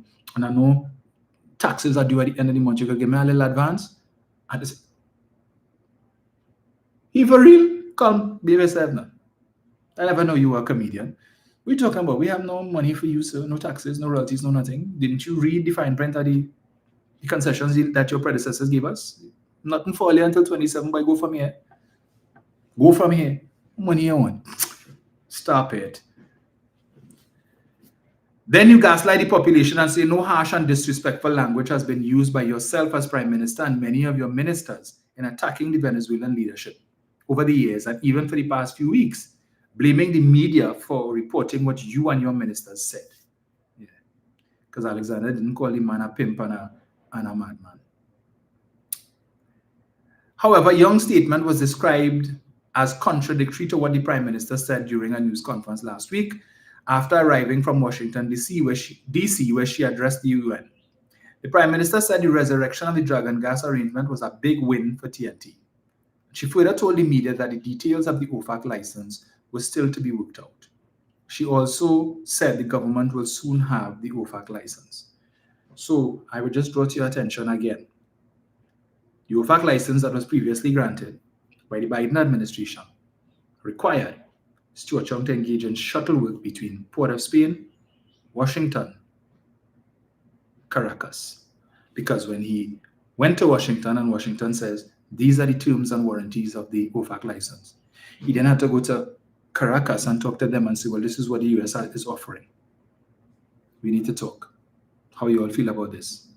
Is it acceptable? No? What is acceptable? What is not? All right. So I have to go back to Port of Spain, let them know the situation, run back to Washington, let them know this is your counter proposal, this is what. Talk to Washington, this is what Venezuela is proposing. Is this acceptable? You have a counter offer, they give it to him. He run back to Caracas. So it means that process has to be re-engaged. So who is going to be doing the shuttle work running from Port of Spain to Washington to Caracas to Port of Spain to Washington to Caracas until they come to a final agreement? Who's going to be doing that this time? Munilal? Well, I hope when we ask questions in the parliament about how many times Mr. Munilal has gone to Washington, just like how he was asking questions about how many times Stuart Young went to Washington and how many times he went to Venezuela and what he went for and how much it cost, Now that you, sir, might very well be engaging in the same activity for the same purpose, we hope that you would be forthright and just come and tell the population and save us the trouble of having to ask you the question, sir. But you see, we're not so petty.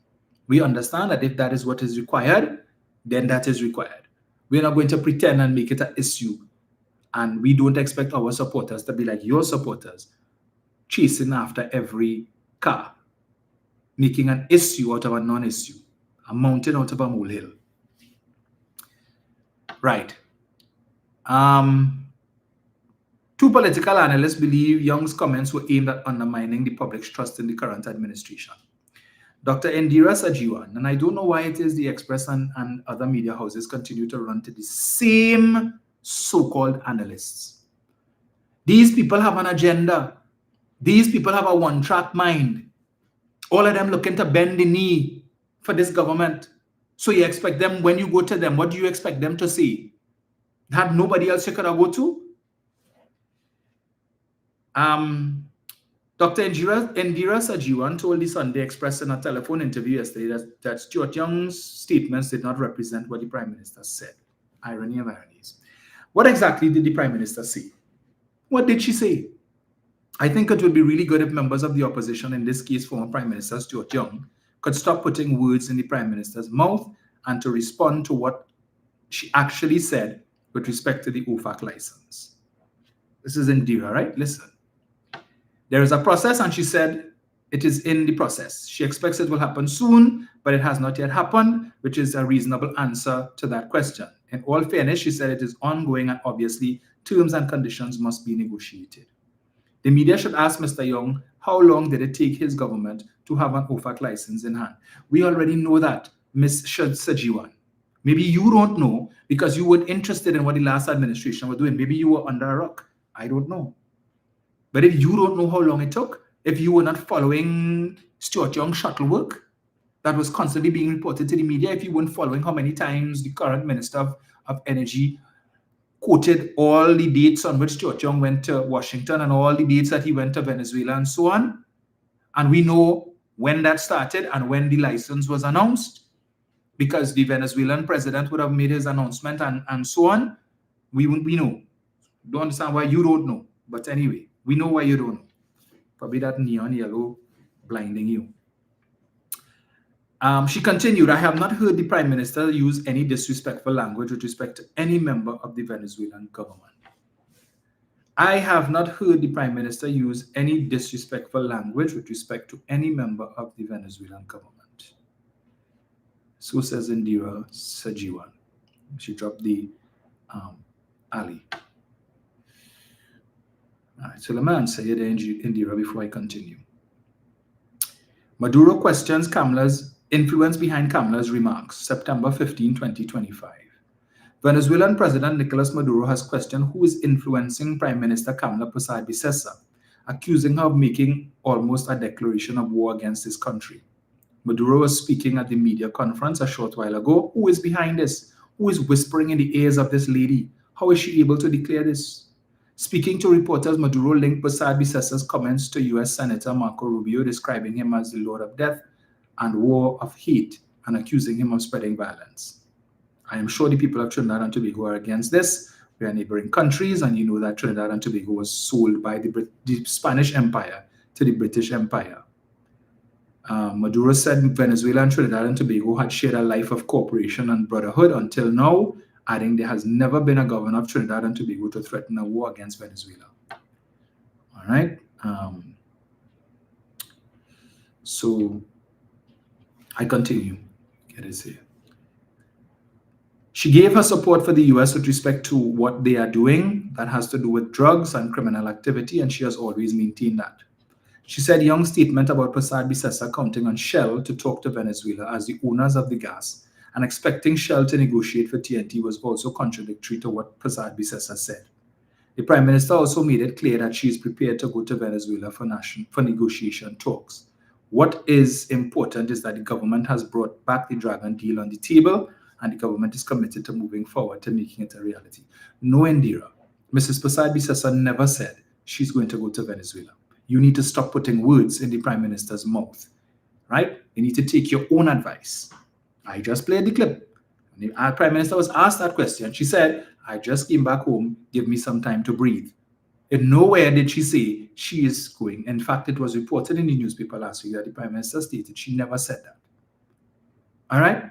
So when you want to come at Stuart to say, stop putting words in the Prime Minister's mouth, please take your own advice and do the same, please. Prime Minister never said she's going to Venezuela. Maduro himself said he was taking a wait-and-see approach, which suggests that he is willing. It is in Venezuela's interest to monetize this, and it is just a matter of walking through the details. How is it in Venezuela's best interest, madam, when you don't know the details of the OFAC license?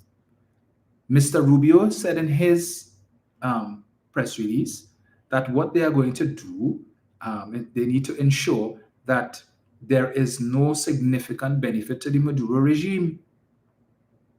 So while you are saying that Maduro himself, that Venezuela, it is in Venezuela's interest to monetize this, how? When we don't know what the OFAC license says, for all we know, this new OFAC license could be just like the first one that we got, which stated that no money is to go to Venezuela. And if that is the case, madam, how does it benefit Venezuela? How is it in Venezuela's best interest to monetize this when they're not getting any money? Could you tell us if that is in the OFAC license? Oops, wait, there is no OFAC license. So how can you speak from a position of authority to say that this is in Venezuela's best interest to monetize when you have no idea if the OFAC license is going to allow Venezuela to benefit in any way? So maybe you should need to stop putting words in the Prime Minister's mouth and stop putting words in Mr. Maduro's mouth and Mr. Rubio's mouth as well. Political analyst, hear this one. Political analyst Dr. Shane Mohammed also spoke with Sunday Express, arguing that Young was creating a false narrative for political gain as the THA election approaches. Where did that come from? Where did that come from? We still focus on the budget, which date has yet to be announced, right? That is not, THA election is not a priority for us. Fali has until March to hold those elections. We just came into October. Our focus in the opposition right now is the budget. Our focus is the stand your ground legislation, which is why we've been having consultations around the country. You hear us talk anything about any THA election? But these so-called analysts who get their degree from some degree mill, some fly-by-night university, so they could call themselves doctor. Where this come from? But he bright. What he is doing now is simply trying to create a false narrative that things are bad. He needs to admit that their government made things bad for us. He had decided geopolitically, geo-economically, and socially, domestically, and as such, we lost international respect, we lost international regard, and we lost international prestige. How, Shane? How? Would have been nice for you to go into a little bit of details and just instead of just using these fanciful words because they ask you a question, you felt you need to give a comment. As I always say, no comment is a comment, Shane. How did Dr. Rowley and his government make things bad for us geopolitically? With who? Because, was it in CARICOM? Because the glowing tributes that Dr. Rowley got when he attended his final meeting as the heads of government meeting of CARICOM as the Prime Minister of Trinidad and Tobago didn't suggest that. In fact, the glowing tributes that he got from all the leaders who spoke contradicts what you just said there, at least in the CARICOM region. So where else are you talking about? Venezuela? Well, last I checked, Trinidad and Tobago had an excellent relationship with Venezuela before the 28th of April. Excellent relationship. Where else? The United States? Well, let's see. I recall Dr. Rowley going to Washington.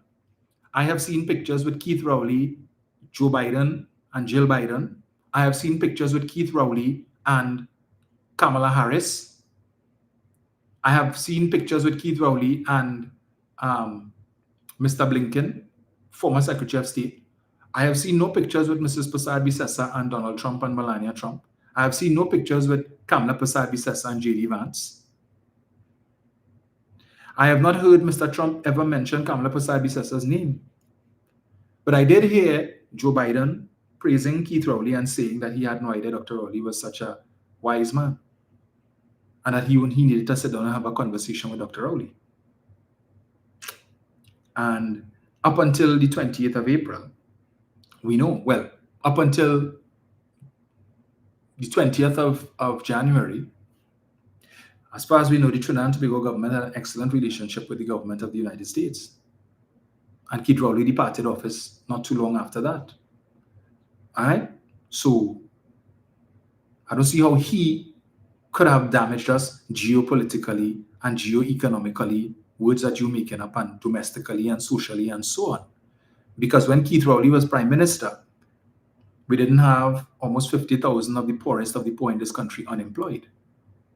They were employed. All right? They were employed. Some of them were building their contributions to be able to get their NIS pension, which they no longer have. And some of them are running out of time to build those contributions. So, who really affected us or damaged us domestically? Shane, I'm calling him Dr. Mohammed. Socially? Really?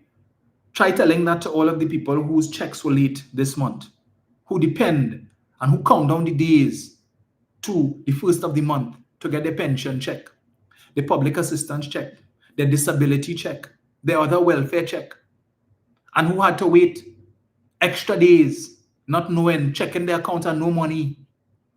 No money. So who was really affected socially? Who damaged the country socially? Shane. All of these small businesses who complaining now, some of them who voted for the UNC who say, when Rowley was there, at least we used to make little sales. Shame on us. We saw the video the other day where the man saying, what, she plays dead under Kamala, he plays dead, but at least under Rowley, we used to make little sales. Now we ain't getting nothing. So who damaged us socially, economically? Shane. When Rowley left office, the country's foreign reserves were over $5 billion. Shane, today it's under 5. It's about 4.3. Who did that? Keith Rowley? Shane? Oh, yeah. Rising sun bloomers. Glowing neon yellow Shane. You ain't shame. The media keeps running to you. He goes on. Let me get this here. Let's know. Right. He says, with that in mind, I also don't believe that the Prime Minister had the time to sit down and misrepresent, to grand charge, to beat around the bush as it pertains to the future and the prosperity of TNT. I want to remind Mr. Young that it was under his leadership that TNT lost OFAC, and we need to ask ourselves, why did TNT lose the OFAC license under his leadership and under the PNM? Because you twit, you mindless minion. We, like everybody else who had licenses, lost. Why did Chevron lose their license? Stuart Young played a hand in that. Why did this French energy company that I mentioned before, Muriel, why did they lose their license? Shane, tell us now. Did Stuart Young have a hand in that? Shane? And all the other OFAC licenses that were held by other entities? Shane? That were cancelled before ours? Shane? Are you aware of that? Since you are this great researcher, this Dr. Mohammed, you're holding a doctorate, so you bright, and anything that comes from your mouth, it must be correct. Why did all these other entities who started losing their licenses from February and March before us, we lost ours in April, Shane? So everybody who lost theirs in March and April, why did they lose theirs? Since you have the answer and you bright, tell us now, Shane. No comment is a comment. All right?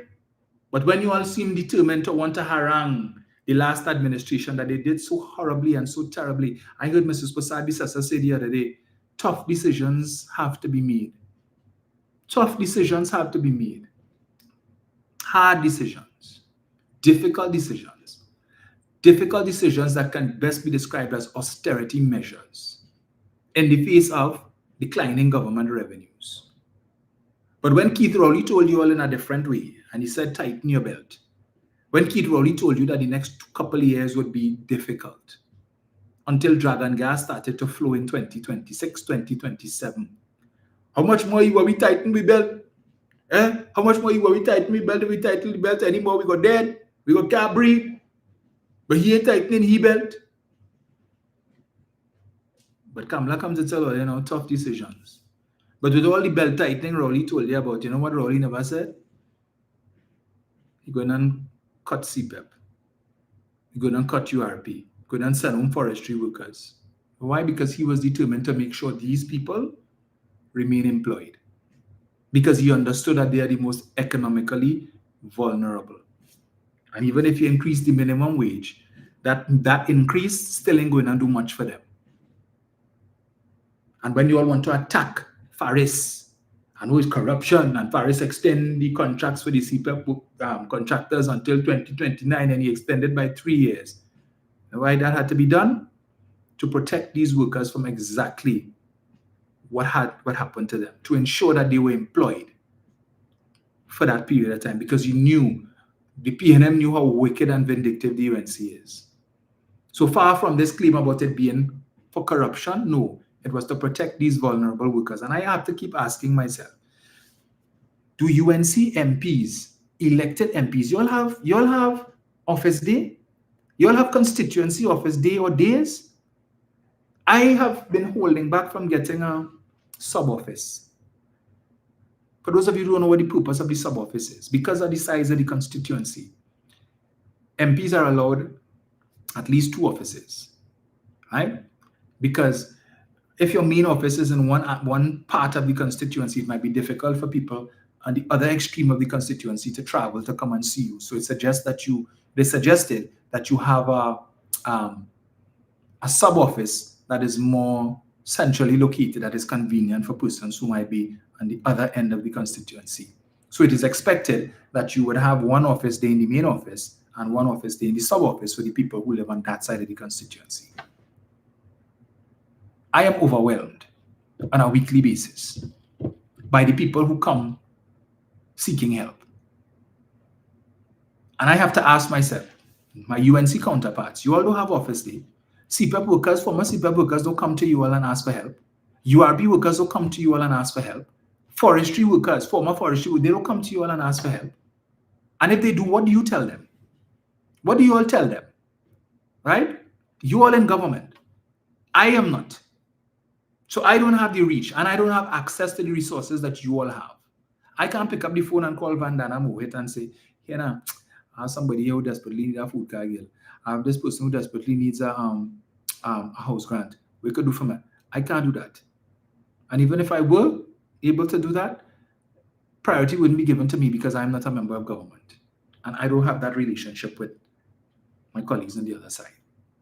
I send letters every week, repeatedly. I don't get responses. So I send again, and I still don't get responses. Once in a blue moon. I must admit, I get responses from the Ministry of Housing. But all they tell me, well, the person's application is on file and whatnot, and at this moment in time, this is the situation, whatever, but we ask you to please have so-and-so bear with us as we continue to engage in the allocation process and so on. A standard generic letter that they send to me and they would send to the person. Others, no response. So I just asking, what do you want to tell these people? I would love to be a fly on the wall in one of these UNC MPs' office on office day. When one of these workers come to you and start to cry, what you always do? What do you dip into your pocket? You all could do that. Because you all getting paid as ministers and MPs, parliamentary secretaries and MPs. So you all getting additional salaries that we don't. So you can afford to do a little more. Right? Do you all help them? I know I saw one of your activists was actively campaigning for you all during the election. Now that the election is over and you all are won, she's still living in her car and doing lives and videos and asking the Prime Minister for help. Complaining her back hurting her because she's tired sleeping in her car. Her children all over the place. Living by this one and that one because she's unemployed. She can't afford to pay rent, her landlord put her out, and she's living in her car for the longest while. While others benefiting and get board work, board position. They have government jobs there, but they get board position. So they earning additional monies. Who you all retain and who get work in who living in big house but get work in Wassa. What about those? What about them? You all making our jobs more difficult. Maybe you're all heartless and you could just tell the people, well, well, they don't have anything right now and we had to wait for the budget. I don't tell anybody that. I say, all right, let me see what we could do. I can't guarantee you, but let me see what we could do. And as soon as the person leaves the office, and I will say to whichever is my staff member what we could do, how we can help them. We still call Extra Foods and see if they have anything now. Call Food Basket and see if they have anything now. Send a letter to PriceSmart now and see if they're hiring anybody for the peak season so we could get a jump on it. Call this hardware, call that one, and see what we could do, how we could help them. All right? We have anything left over from the constituency fund last month that we could help? We can maybe buy 2 or 3 hampers and give out. We could buy some vouchers. And again, let me say thank you to my good friend Carol Myers and Claire Carrington and others who have come to the office and brought hampers. It goes a very long way. Trust me. It don't stay long because as soon as you leave, by the next day, I get calls or I get somebody reach out to me on Facebook Messenger asking for help. I just tell them I just go to the office, ask for so-and-so, and I let them know this person coming, expect them, help them out. Let me give you all another example. If you think I'm exaggerating, right? See, I don't come here to tell tales. Let's know, where is it? Let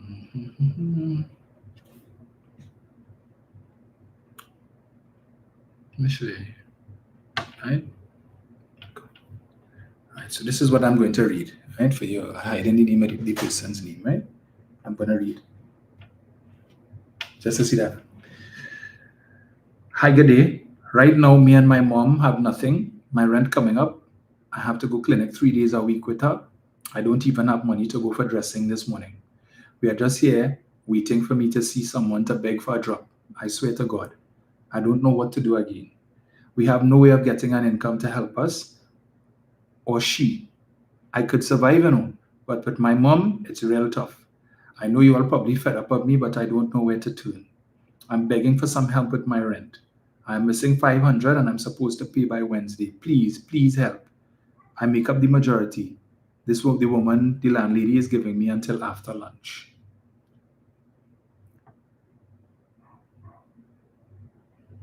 And I could read more for you all. This is what I get all the time. All the time. I get it on my constituency Facebook page messenger, my personal messenger, persons reaching out. All the time. She used to work in CPEP. Her mother's toe was amputated. Right? The living conditions is terrible. When my field officer went and took pictures of where the mother lives, big rat running in the yard looking like mongoose and manikou. Right? And they suspect that might have contributed to, because the mother is diabetic, and some infection that she would have got that resulted in her toe having to be amputated, and now the doctors are talking about further amputation. So we are trying to see if we can work with Habitat for Humanity because she has a certificate of comfort, to put up some proper structure, even if it's a one-room something. You should see the latrine, the picture with the latrine outside, and what she uses as a bathroom, as a shower. Yeah. She doesn't have the benefit of 15,000 square feet. She doesn't have the benefit, the option to live in Philippines or to live in La Fantasy and St. Anne's. She don't have that facility. Just saying. Boy, I tell you.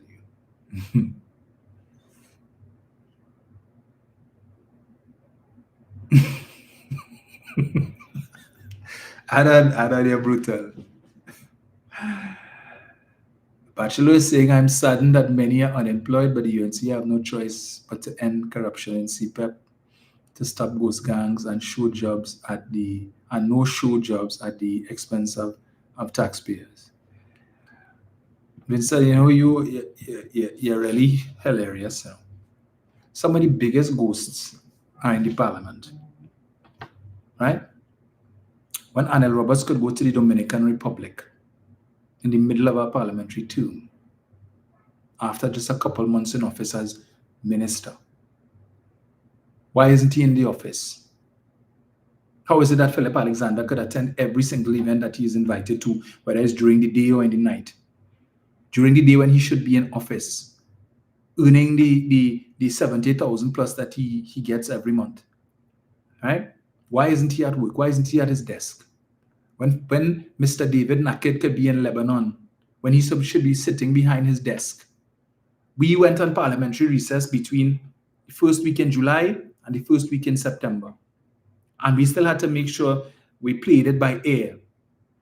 Because even though we were on parliamentary recess, which is technically vacation, we were still had to be on call. So when they called on the 28th of July for us to come to the parliament to debate the extension of the SOE, those of us who wanted to travel had to be mindful of that. They had full 2 months to travel. They knew better than everybody else because the government controls the legislative agenda. So they know when they come in or if they're not coming, so they could tell everybody, "I'll go ahead and travel now. We good. We have nothing scheduled." But we, and the opposition side, we have to be working on eggshells. Suppose I travel and the next thing they call and say, right? We had to do that. 5 months in office, and he on vacation in Lebanon, and the other one on vacation in the Dominican Republic. Really? After 5 months, who gets vacation after? And it wasn't after 5, but after 4 months. Who gets vacation after 4 months? They didn't go during the parliamentary recess. They went after Parliament opened. That is what you call ghost. And why do you want to fight down people who making a little $900 and something a fortnight? Even if you want to call them ghosts, they're not even earning $2,000 for the month, Winston. But people who earning $70,000 could be in the Dominican Republic for 2 weeks when they should be at their desk doing work. But they have no work to do. None. I don't even think the substantive minister has all that amount of work to do. Every now and again, you would see they send out a picture with David Lee meeting with somebody in the office, and Philip and if Roberts is around, they sit down on the leather couch there, or they stand up in the picture taking photos. That's basically all they do. But the ministry is really run by the permanent secretary and the staff and the technocrats. That is ghost. So you want to fight down people who earning less than $2,000 a month, but applauding people earning over $70,000 a month and doing nothing for that money. Nothing for that money. All of these parliamentary secretaries, what purpose do they serve? The mere fact that Nicholas Morris could have gone on that trip with the Prime Minister tells you he has nothing to do in the office of the Prime Minister, to which he's assigned in the Ministry of CARICOM Affairs. Nothing to do. So he could afford to go on a week-long trip with the Prime Minister because he had no work in the office to do. Clearly, I see there's a reassignment of certain portfolios and so on now under the, was announced in the Gazette. As I told them during my last contribution in the House, you just can't tell with this government because one day this under this ministry and then the next day under that ministry. So yeah, there is no stability. None. You know how many state boards it still have? TTMB, a big company like TTMB that has so much, that deals in so much hundreds of millions of dollars, that is responsible for doing assessments and providing mortgages for HDC applicants. They are without a board. They are without a board. 5 months now. Come tell everybody resign, resign. As a result of that, the no board there, staff are unable to get their bonuses and other benefits because there is no board to approve it. But go and resign. But they making every month, they getting their money. Sure. And other people who want the money, who not making that amount, can't get it because this government doesn't have sufficient people to put on boards. Simple thing like that. But this is the nonsense that, listen. Boy. The WhatsApp number is 7721763, is it? 7701763. You'll forgive me. Because I don't do my live as often as I used to. I don't code the number as much. 7701763.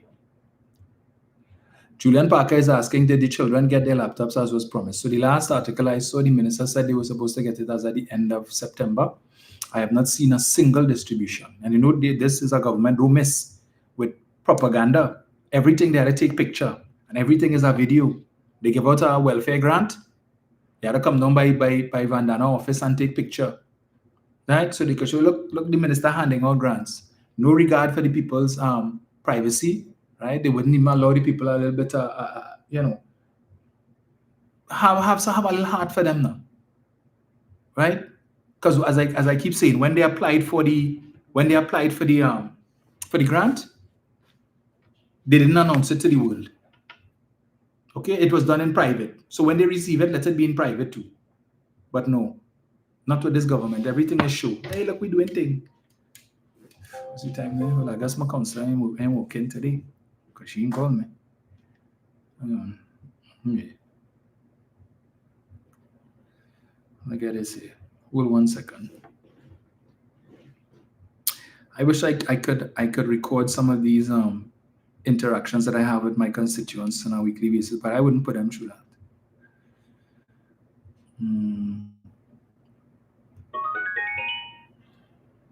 I have respect for people's dignity, right? And I know not because sometimes when, as I said, when I'm in my office and my staff would come in and say, we just want to take a little picture. I look at the faces of the persons in front of me, right? And if I see that any discomfort, forget it. Don't post that. Sometimes people say, no, I don't mind. Show me I don't mind my face. No, it's okay. People don't need to know you came to the MP, right? It's not about that. Jenny. Hi, good afternoon, Dominic. Hey, Jen. Hi, I'm Chuck MP Room. Good afternoon to all those who looked on access to one things. Dominic, I need you to get the number of the young lady. Yes. About now. Yes, I'll get for you. How do I do that? Sure, I'll get for you. Right. Mm-hmm. We had always said before the election, before you even enter the election race and all that election, voting has consequences. And that if people choose not to go and vote for the PNM at the elections, and they allow the UNC to get back into office, don't tell me nothing, because we know how things are going to be. It will be an order. Unfortunately, people, for whatever reason, would have chosen not to go and vote, and some chose to vote for the UNC instead of the People's National Movement. I don't know if it is we like to dance with danger, or we find things so good and comfortable that we want some excitement. However, the excitement that we get now is excitement that is putting people's lives at risk. Because when you talk about taking out about 40,000, 50,000 people from the workforce, it's not just removing them, no. They have families also. When they don't get a salary, they have rent to pay, they have bills to pay, they have insurance to mind, they have food to buy, children to go to school, children who are studying abroad, children who probably studying here. Then you're talking about the mental stress they put on these people. I suspect, I'm not a psychologist, but I know enough I can speak on it. Domestic abuse is going to go up. Child abuse is going to go up. Prostitution is going to go up. Sexual abuse is going to go up. You may even have people self-harming themselves more to cope. All those things are the social aspects and the mental aspects. Not only that, when you take all these people, the system, there's an underground economy, the market, the street vendors, the small grocery, the little shop. All those are areas that these people contribute to, you know. And when you take them out, you have business closing, small business, small entrepreneurs. You have that, and that's why the man showed in Chaguanas. There's nobody shopping there because who is the people be shopping every day, every week, every fortnight? Is the CPEP worker, the URP worker, the reforestation worker, the worker who working and getting paid fortnightly? Those are the people who have this on-the-ground economy running. So when you remove them and you're just waiting on monthly paid people to shop, who don't shop as much, you know, because they're buying everything for the month or for 2 months. These workers and the money small, so it's like a hustle. Every day, every 2 days, they're buying something, so the economy moving. There's nothing happening. The country is going to come to a standstill very soon, and it has to be the fact there's no money. I suspect in my own way, not being an economist, all these firings and all these things is to save money, to get money to meet recurring expenditure that they're not able to meet. Correct. So let's talk about the machine, the printing machine for the check breakdown. That is why the pensioners, the old age, well, the senior citizens can get a grant, and those who have disabilities can get a grant. I don't believe that. I believe they haven't a challenge to come up with money, so that is why I'm thinking the IMF is coming soon because they're making a good case to the IMF or not. They're laying off workers, they can't pay bills, they can't make a commitment. This is a perfect case for the IMF. And this thing with the dragon gas, we have to be very realistic. This is something going to happen now. Under the People's National Movement, had the contract remained intact, it would have just simply be running the pipe because the ship already went out to show the path, which path it will connect the pipe, and the pipe's already made. It would have been instant monetization. With this new thing here, they didn't get no license yet. They don't know the terms and conditions of the license. And if America is already saying that Maduro administration is not a benefit much by it, they're starting already in a deficit. Because that's what I said with the first license, Minister Sciotto would have gotten. And Venezuela was not going fit, and he went back and renegotiated again, and then came back where they were able to get money from it. So that deal is questionable. So what is the terms and condition of this new OFAC license that Canopus and they have to apply for? They wasn't given a license. I would have thought that Marco Rubio would have had the license right there. So when she come and they talk, he come out with the license and show this is the license, and they start the business one time. So that's how she made us feel that how it was. That they get license. No, them after, because it's not Marco Rubio and the Secretary of State and things that's get no license. The Treasury Department, a different department, you have to apply for your license, and they will put the terms and conditions and reference of how you treat it, how you start to negotiate. And here the word negotiate.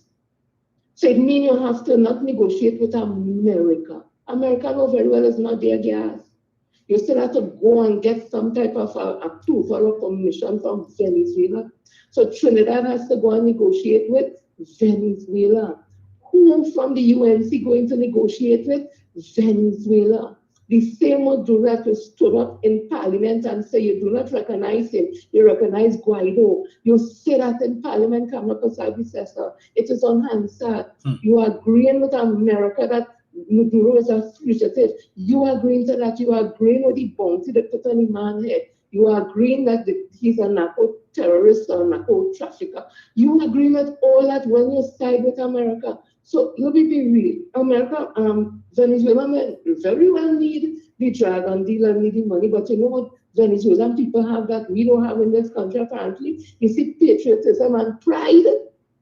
Then will be prefer to band their belly and negotiate not to come up with and them and fight the grind. Them born for that, you know. Them is Chavez children, them is Chi Rodriguez children, them is Bolivia, Simon Bolivia children, you know. Them are not Calypso children, you know. I ain't trying to be disrespectful by being real, them different, you know. When them born, them 18 as army, them going and train thing, whatever the case is. Them born for this thing, you know. We are born for this, you know. So I'm saying as I am, Kamala continue to fool the people of this country and those who sit home and then vote, those who vote for the UNC, go caught up in the roof of a jingle. I don't say Kamala is the Prime Minister of UNC. UNC is a different country. And the anthem is, when UNC win, everybody win, and the code is, or the motto is, or the watchword is, yellow is the code. You see, all who fall for that jingle and fall for that motto, sitting down now, but you can't take back your vote. Just like in America, them who vote for MAGA. They can't take back your vote now. You have to treat it as, so what are we going to do? What are they going to do? All who vote UNC, what are they going to do? Because soon only board appointment and who get board appointment and this, soon you can't pay all year. All them things going to stop. And the IMF is coming, I kid you not. Any logical person, I don't know why the economists are afraid to say that when them dancing around the bush and dancing around the mulberry bush. The IMF coming. They have no money to pay nobody. Look at here now, they're going to stop OJT. Oh God, if all they wanted a better sign, guys, they imagine they cutting OJT. OJT is the place the PNM government created that space because when these young people came out with the master's, the degree, the PhD, instead of going on a workplace fresh off the thing, they get 2 years OJT to make them understand how to work in the field that they love. And so when they leave, they have experience when they write their resume. They stop in that too. People in our country start to treat its elders and children in a harsh way. It tells you how heartless they are. And it's still not given those senior citizens and them the money on time at the first time in their history. When they come a year for budget, that they get the money early too. And how all them elders stand up all outside the public bank and can't get in because some systems are that the children who have cerebral palsy, children who have Down syndrome, children who have other different challenges, whether physical, mental, emotional, can't get their money. And the parents can't get the money to do something. Let me tell you, whoa, want to come up and start the system and she hold government. They will not be scared by the gods. They will not be scared by the ancestors for what they have been doing to this country. But people, what do they intend to do? Praying alone enough enough. Prayers is good, but I know nothing else enough. What do they intend to do? I'm not inciting, not asking a question because certainly can't continue. So, Dominic, MP Romain, have a blessed week, and all those who listen, have a blessed week. Thank you, sir. You too, Jen. Bachelor is saying we are not in IMF. Stop saying misinformation. When you never heard of austerity measures, that's when you know what the IMF is going to do, and you take in front. And we know the IMF would have suggested that you get rid of CPEP and URP and these programs. So the government take in front and did it, Winston. All right. The IMF will also recommend and suggest that you reduce the fuel subsidy by increasing the price at the pumps. The UNC promised that they would reduce the price at the pumps. Have they done that? When can we expect that? Should we look out for that in the budget? Because for every 1 cent that they reduce the price of fuel by, it is millions that the government is going to have to find to make up for that. Just putting that there. So we may not be officially under IMF, and the reason why is because our foreign reserve buffers would not allow us yet to be in the hands of IMF. But we head in there because the foreign reserves are heading in the wrong direction. All right? And it seems that an accelerated pace as opposed to what existed under the last administration. And I keep saying, all of you all who wanted to tell us in 2010 and 2015 how much foreign exchange Kamala left in the treasury, and Rowley come, and this is what it is now. Tell us how much Keith Rowley left and where it is today. But you hypocrites wouldn't do that. Brian. Good evening to you, Dominic. Good day, sir. Good evening to your listeners and callers. Dominic, I hope that you are getting a lot of rest. Trying to. Because whenever the budget day is called, I hope you recall what MP Imber said. That they can only use 10% of their yearly budget for this month. And after the 1st of November, after the 1st of October, they will not be able to spend any money until it is assented to, proclaimed by the president. And I am of the firm view that they are delaying starting this budget because they all know, and I know because I have looked at many, that after you all speak and then go through the Standing Finance Committee, this is going to take us, as it stands right now, into November. I am of the view it is a delay tactic, just as how they say something went wrong with the printing of checks, because they don't have money for the current monthly expenditure. So I am of the view that you're going to have some very long days and very long nights in order to attempt to catch up. And with a speaker like the one that you all have to face, with the let's move on, let's hurry. You want to hurry, you guys, and want to blame the opposition for the delay why people didn't get pay at the end of October. So my good friend, get your rest.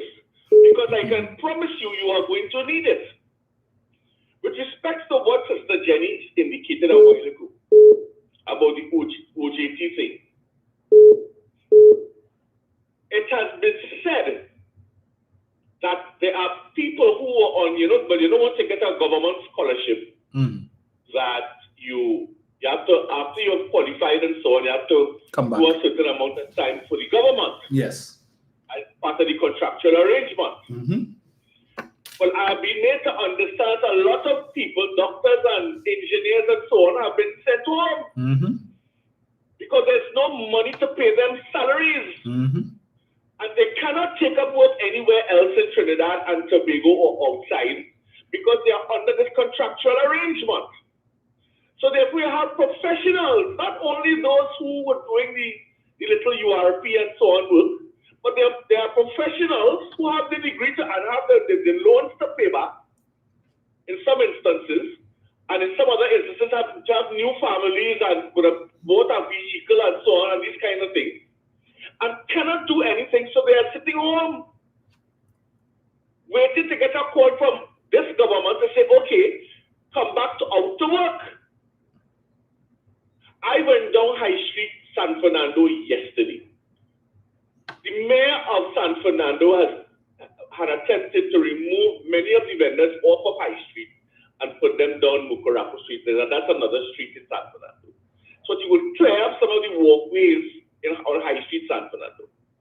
Things are so bad, Dominic, in San Fernando, that people selling any and everything that they could back on High Street.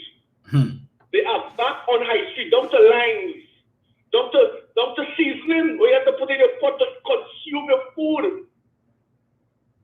It's not just vests and underwears and socks and these sorts of things. People selling any and every, or making an attempt to get you to buy. You understand? And this is the problem because nobody is purchasing, Dominic. It is bad in San Fernando as everywhere else in Trinidad and Tobago, except for chosen few people who gain $70,000+ a month and could talk a lot of gubar. You understand? That is how bad it is getting.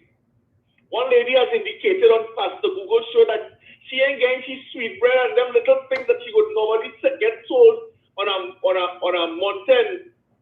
Sold. She said she ain't making no money.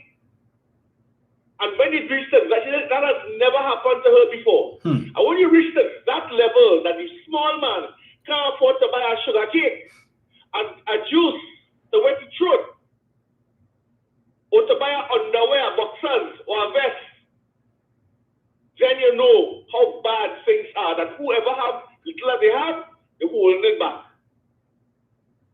And things are extremely bad, Dominic, and are getting worse. But I want to believe they're going to, although they say they're not going to do it, but I think they will have to devalue the dollar. I am of that firm view that devaluation will have to come. He will have to change his mind. And because I know he'll be afraid to go into an IMF program. Because if you go into an IMF program, then you've lost all control. And they don't want that. They don't want to lose that control. So therefore, I am of the firm view, the first thing they may very well do, because I don't foresee Maduro, after all of the public and international insults and accusations, plus all those big vessels just immediately north of his country, waiting to take him out. And as some people keep saying, like Ralph Marajane, to change for regime change. And I know he's hearing all of this. I know he's understanding exactly what is going on. And the utterances of our Prime Minister, this present one, that he is not going to give up his gas to anybody, because Kamala Pasari says, as you rightly indicated, she's going to talk to Shell. And perhaps Shell will be able to talk with but Shell boss does have nothing to do with that. He is just the facilitator of the movement of the gas. You, Kamala Pasari says, who is afraid to say that you recognize Nicolas Maduro and his team, his government, that you will eventually have to go across there and deal with him, because he ain't coming here to talk to you. You want his gas, you come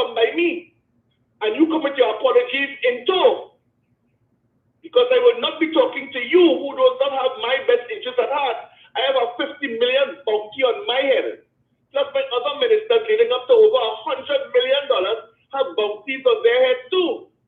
So if you want to talk to me about my gas, you walk with your verbal as well as your written apologies and recognition of me as the president of the Bolivian Republic of Venezuela into, and perhaps basis your demeanor, we may be able to discuss something. I don't know what, but be prepared to make a few trips. This is what I would have told her. And this is to the detriment of who? We, the people of Trinidad and Tobago, that this woman, who Patrick Manning warned us about after all these years, we are now really and truly feeling, all of us, whether we are working, whether we are not working or whatever, the tension that is in the air in Trinidad and Tobago once again. And as Jenny rightly said, apparently we are looking for punishment, like we're too bored. We were too bored under the PNM. We were too bored under Dr. Rowley and Stuart Young when they were shuttling back and forth. For who? For we, us people of Trinidad and Tobago. They were doing it for us. So we will have a better future. Now we understand why many of us who didn't want to understand or couldn't see it, the value of what they were doing. Now you want Stuart Young to come and do what? To be lobbying for who? Roger Wilson had to be out of his ever-loving economic mind to ask for Stuart Young to do any sort of lobbying kind of work with the UNC. If they are so good and Kamala is so good, but if they should have a problem, why are you calling for Stuart Young? You go and handle your business. But it is not good for Trinidad and Tobago where we are today, because we don't know whether we're coming or we're going, but what we sure do know, as it stands right now on basis Standard and Poor's, we ain't looking good. And it's happening faster every single day. And there are more murders, Dominic, more murders going on, and it is being hidden. And you have people just, the short word man talking as bunch of baloney for us to follow. And everybody just trying to dissuade us from thinking in certain directions, but it's there for all of us to see. And it is not good. Trinidad and Tobago, hold on to all your horses and hold on, because we don't know what day is budget day. But when it comes, look out. Because I am of the firm view, it ain't going to be nothing good to help we, the people of this country, the small people. But it may be good for a few who may have the financial wherewithal to get by. But for the rest of us, which are in the majority, it ain't looking good. Have a good day, Dominic. All the best. Thank you very much for this opportunity. Most welcome.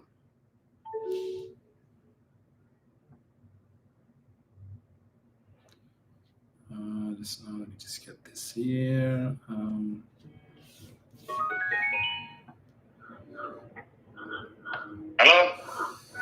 Hold on. Say just now. Hello, good afternoon. Hello? Hold on, Eric. Hold on. Yeah, yes, go ahead, caller. Hello? Yeah, go ahead. You can hear me, man? Yes, I'm here. Go ahead. Okay, man. How are you doing? Hi, good man. Yeah, man. Good contribution from Brian and the journey. I hear you, man. I think in the majority of Trinidadians and Tobagonians in this country, I think they're in a strong delusion. And I think I said, Dr. Wally mentioned something in one of his quotes, right? Apparently, there are more mad people outside St. Anne's than more mad people inside St. Anne's. You know why? I can understand, for the love of God, you call a man a narco terrorist, a pimp, drug trafficker, what kind of names? And already that you see that the gas deal is back on track. So let me tell you this truth, right? And I love these and I just some people use. A man have a mango tree, right? You have a mango tree, right? You cut him stink, and you cut as long as you cut your neighbor stink all sideways. And then somebody on outside says, hey, I have a license for you to go and put the neighbor mango. You think I could talk to the neighbor and get a mango from them? Not at all. Tell me what happened to me. and then I might get chased out Correct. with bodily harm. So I'm waiting to see if the Prime Minister and the entourage, or maybe the Energy Minister, will have the statistical and particular footage to go in Venezuela and deal with the likes of Maduro and LC.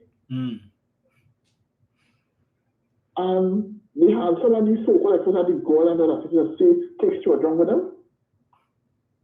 The same children that all the bad talk. The same children that who can get the Prime Minister's pension. Yes. You can't get the pension. So what kind of bullshit is Dominic? I think, like I said, there are more crazy people outside of St. Anne's. For sure. I go to Venezuela only. Well, I hope that when they go to Venezuela, I hope the official Venezuela show them some videos like how oil show receipts and show all the quotes that the Prime Minister that made in the past. And they had an answer for that. I want Mr. Maduro and the channel to get all the video clips and all the audio clips that they battled Maduro, and they had to explain themselves before they get the oil. You think they can handle that, Dominic? Nope. And there are people who are here, who hear in the thing. Tell me something, they get the OFAC licenses or job? No. Because if I'm not mistaken, the government in the US shut down. Yes, the Treasury Department. Well, yeah. So nothing is So happening at Treasury. So they're supposed to get the license from that department, but they shut down. So the Prime Minister came back empty-handed. Yep. Except for the 94 million TT dollars that she got from China. Supposedly. But like I say again, voting have consequences. Yep. But it is a sad day. And I have some people still rally around the Prime Minister like she's getting so excited that she shall have achieved that. Another thing too, Dominic, I don't know if it's for the UNC channel page. I have some more serious allegations coming in from the constituting officer of Komoto Manzanera. Did you read it? No, I haven't. You should take a read it because something, I don't remember. First, there was allegations in Otwan, when you place Mearo, and not Komoto Manzanera.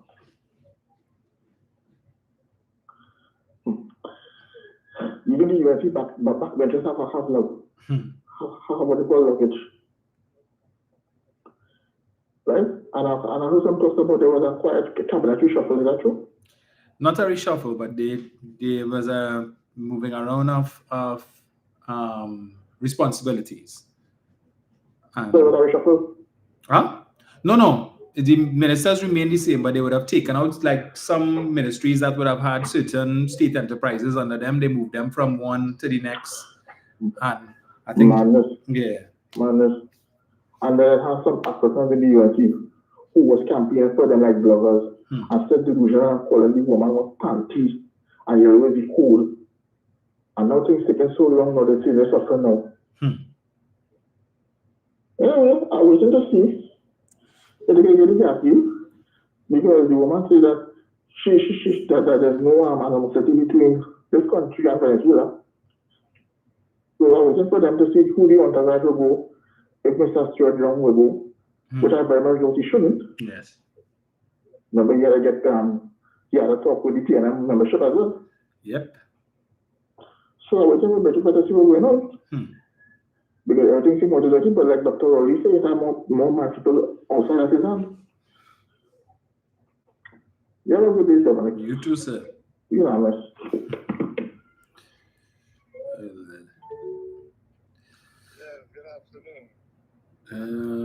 Eric. Afternoon. I Minister Give him a promotion, bye.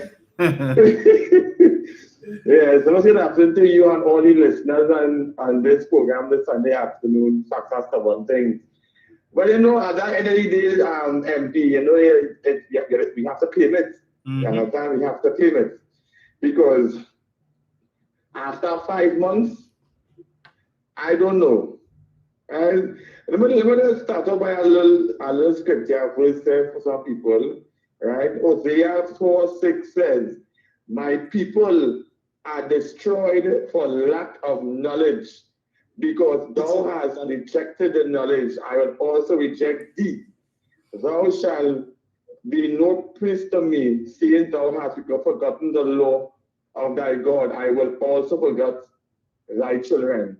So, at present in our country, right now, the people in this country are very ignorant to the fact to where we are today. Because you all spend 9 years maligning, costing everything. We suffering with this, with that, with the other. Right? Okay. On this side, I'm being one vote for PNM, we still go more. Look at the end result today. All the years I live in this country, I never see, Dominic, the amount of resignation from state boards and firing in 5 months now. They're operating as if they were there like 3 years. It's just only 5 months of them there. And also, what's going to happen in the next so much years to come or months to come? I don't understand. Dominic, between me and you, this is a lesson for the people of this country. Right? Because we had things going good before April 2020, April 28th. Everything was going good. We had our changing government. And look what happened going forward. Look, up to now, the financial year closed last week, Tuesday. This is the new financial year, 2026. And up to now, we don't know what day is the budget. Some speculating, is it 13th October, which is next week, Monday? We don't know. This is the first time I ever see a budget take so long to read in our country. When you see, they realize that they thought this time around was in 2010 to 2015. So they thought it would have been a walk in the park this time around. But then and now, it's 2 different times. So, okay, pensioners didn't get the pension on time. Right? Look up to even Friday when I went to the Puna social development building to find out about my dad's pension. The amount of attitude these little girls and them chipping the entire day. You understand? It's not to say that okay, I say well at the end of the day, my dad is a pensioner, you know, he might need medication, he might need X, he might need Y, he might need I just want to find out because he has the direct deposits. Right. And when I went with him on the first of this one, nothing came. So I said, all right, probably something happened or whatever. Because my mom would have gotten that one before. I put it was the same time frame they would have gone to organize their deposit thing. But I find out it's kind of strange that she got her own and he didn't get his own. So I just want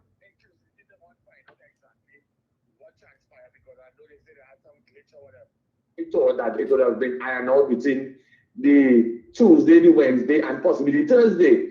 So I said, when the Friday now they come, if it's the attitude they give me, MP, one set of attitude. I say, you see me, before because I have my job in jeopardy, let me leave this building. And then the security comes and tell me, you know, X, Y, and Z. I say, understand.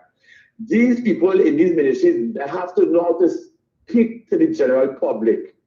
Because just as all have problems the same way, it's that elderly have their challenges as well. Not only pensioners, and have the social, the disability, the food and all these things. Right? But I don't know, Dominic, I don't know what to say again, how to say it, but trained Begonians, they were forewarned long before this happened. This is a learning lesson. And mind you, they will do that again in the future. That's how Trinidadians are. Look at Jamaica. Jamaica re-elected back their Prime Minister, Dr. Holness. Now, it has some Jamaicans would not like Dr. Holness. as is customary. But at the end of the day, they made sure they put country first and not party. Look in Guyana. Look like it's been retained. Is that people who in like Irfan Ali, but they still elect him as the president? Correct. Because it's about country first, not party. But in Trinidad and Tobago, we don't want a black man to be prime minister. He too black to be prime minister. We don't want a Chinese man. He too Chinese to be prime minister. Because we see it as a racial tension taking place in this country. That is why we are even divided more now than ever. But time longer than twine.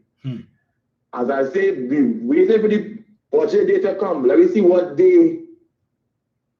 how long they will keep it in their back pocket. Yep. Because we know that Tanku Panku knows nothing about finance. We know that's a fact. So we are wait. And I want 10% because we don't know 6% and I want 10 because apparently 6 more than 9. I don't know. Anyway, Dominic, good program as usual. Hello, can I listen? Thank you, sir. Yeah. Can probably take one more call. Jerome Moses says Rowley government spent over $500 billion. Where all that money gone? Not one black African people get rich off all that money. Really, Jerome, apparently, maybe you should do some research into the people who the 441 million that was spent for the Red House renovation. Check and see how many of the companies were black owned, African owned, right? The majority of them. Go and check. For you all talk such rubbish and utter nonsense. The majority of that money went into paying wages and salaries, transfers and subsidies. You know what transfers and subsidies are, Jerome? Old age pension, social welfare checks, public assistance, disability grant, house grant, roof grant. When the PNM was building HVIP houses, David Lee was upset because they weren't building it in UNC constituencies. They built it in PNM constituencies for PNM people. Now let's say PNM never get nothing from the PNM, but the UNC upset when the PNM spend money. They come into office and realize the PNM was spending money on poor people, PNM supporters, and build proper homes for them so they're not living in huts or living in 2x4, as Kamala told them she will give them land and the land for the landless and they could build a 2x4. All right. Let me take this call here. Let me get this here. I just know it's disconnected.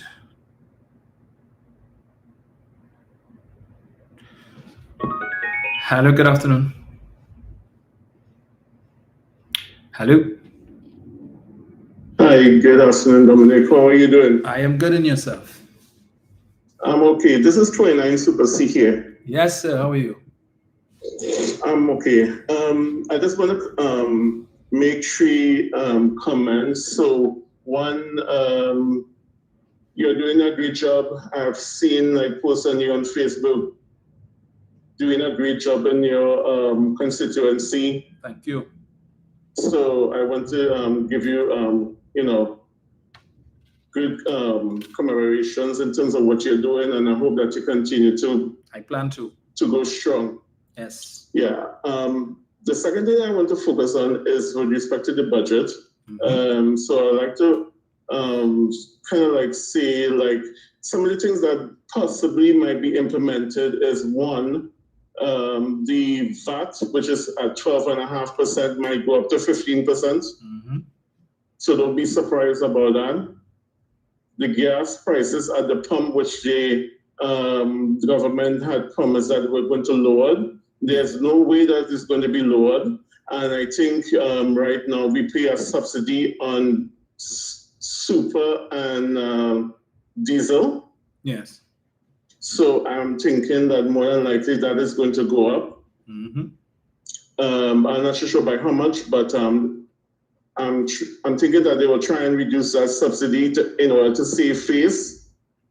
Also, to respect to first-time homeowners. Yes. I know, like in the last budget or 2 budgets ago, Commonwealth had indicated that they don't have to pay, I think, like conversion fees for houses that is like under 2 million or something like that. Mm-hmm. I think that is going to go away under this administration. And then, of course, there might be other austerity measures. Brian had made a comment with respect to devaluation. That is very possible.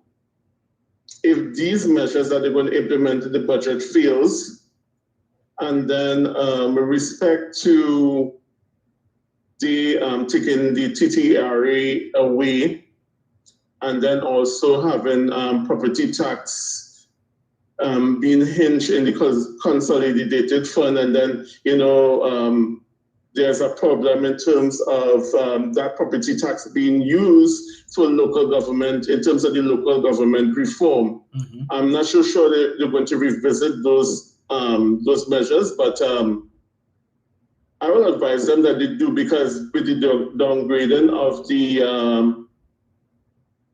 based on Standard & Poor's in terms of it's going from stable to negative, they have to definitely try and find ways in order to get to that stable region.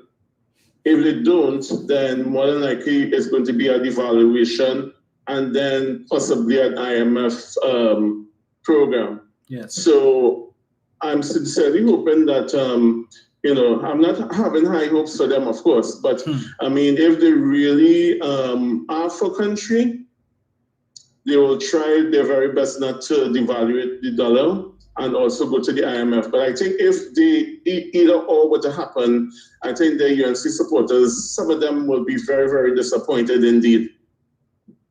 The next thing that I also want to comment on, Dominic, is with respect to the Dragon Gas deal. So yesterday on Instagram, I was chatting with, I made a comment on it in terms of, like, you know, what Kamala would have said and that sort of stuff. So there was one senator that actually was trying to challenge me. I indicated to him that I asked him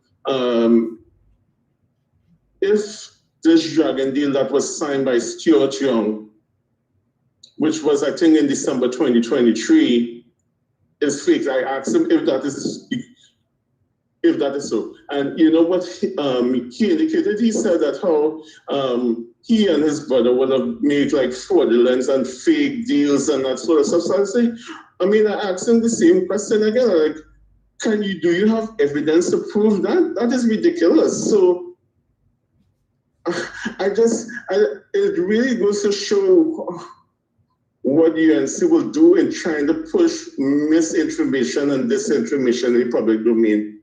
And then you indicated earlier this afternoon with respect to Miss Indira Sajran Ali saying and showing shade in terms of what Stuart Young said earlier this week. So these people, in my humble opinion, are very, very dangerous people, and you really have to know the facts out here, because if you don't know the facts out here, you're going to be really, really, really at loss. Mm-hmm. The final thing that I would like to also ask you, Dominic, and I think I had asked this like a few weeks ago, I would like to find out what is the political leader's vision. Now, why I ask that is because when Dr. Rowley was the opposition leader, political leader, his vision was basically for the country in terms of improving its oil and gas situation, where he will have chat with Professor Ken Julian in terms of trying to revitalize the oil and gas industry. And, you know, he will have gone to different seminars and that sort of stuff in terms of trying to get ideas and that sort of stuff. So one of the things that the government did was improve getting more revenue from the Atlantic LNG deal in terms of like renewing contracts, which the UNC was supposed to do, and it did not. and they will have gotten like a better deal. Also, too, they will have negotiate off like some of the losses that the industries in the Point Lisa estate were experiencing because of loss in terms of the reduction in gas production from since 2011. Right. So, that's like one thing that, NGC along with other companies in the Point Lisa industrial estate will have worked that off. So the thing is that, I'm not clear in terms of what is the political leader's vision. Now, that is only on any energy, but he also had like other visions in terms of education, trying to, make changes in this examination, which is called the one that replaced common entrance. So he had also vision for that. So the thing is that I'm not hearing that in the meetings that the PNM has been having, but I think it's very vital that they do, because the thing is that, some people will really like to find out what's going on in terms of, what's her vision, what's her plan. If she were to become the Prime Minister of Trinidad and Tobago, what is she's going to do in a situation where right now we are experiencing, a drop in the economy? What is, what's our plan? So I think we really need to find out also if we could have like a little, voice in the political leaders ear in terms of that would be wonderful. Mm-hmm. And we're hoping that we could actually hear that soon. And the thing is that I noticed that she had Stuart Young in the press conference recently, which is a good sign. And I'm hoping that we could see more of him in those press conferences, because I think based on him being a former Prime Minister and very close to Dr. Rowley, I think he has a lot to share in terms of trying to help in terms of, the opposition is going a certain way. Maybe they might consider his voice, I'm not sure, but I think he has a lot to offer. So thanks very much, Dominic, and I hope that you enjoy the rest of your evening and continue to do a good job in your consistency that you're working, and then also be prepared for long nights, as what Brian had said, because it seems that this budget might be next week. And I'm thinking that based on what the speaker, his behavior of recent time, is like he's, trying to rush you guys and that sort of stuff. And then one more thing, could you ask or one of your MPs could ask, what was the amount spent by the Prime Minister and her 5 other MPs for that trip to the US, to the UN? Because every time that Dr. Rowley or Stuart Young would have gone, on a foreign travel, they were always asked like how much was spent. Could you please, if it's possible, get one of the MPs or yourself to ask that question, and let's see if the speaker actually takes it. Mm-hmm. And then I hope that things work out with you and the speaker, because the thing is that I find that he's not allowing you all to ask pertinent questions, and to me that is wrong. I think that, to me that's unconstitutional. I don't know if he has a full understanding of the standing orders, but I think there's something needs to be done. I don't know who can intervene, but it is really, really sad that, these questions that you're asking, which are pertinent questions, are not being allowed to be asked by you all through the speaker. So thanks, and have a great day, and all the very best to you and your other colleagues in the Parliament. Thank you.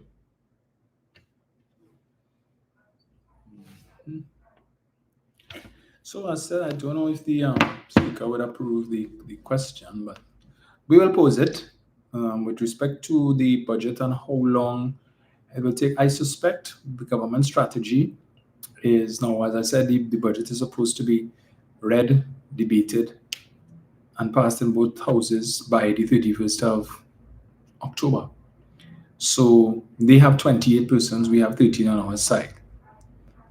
I suspect they will not field all 28 of their speakers, because the reality is the majority of them have nothing of substance to offer anyway.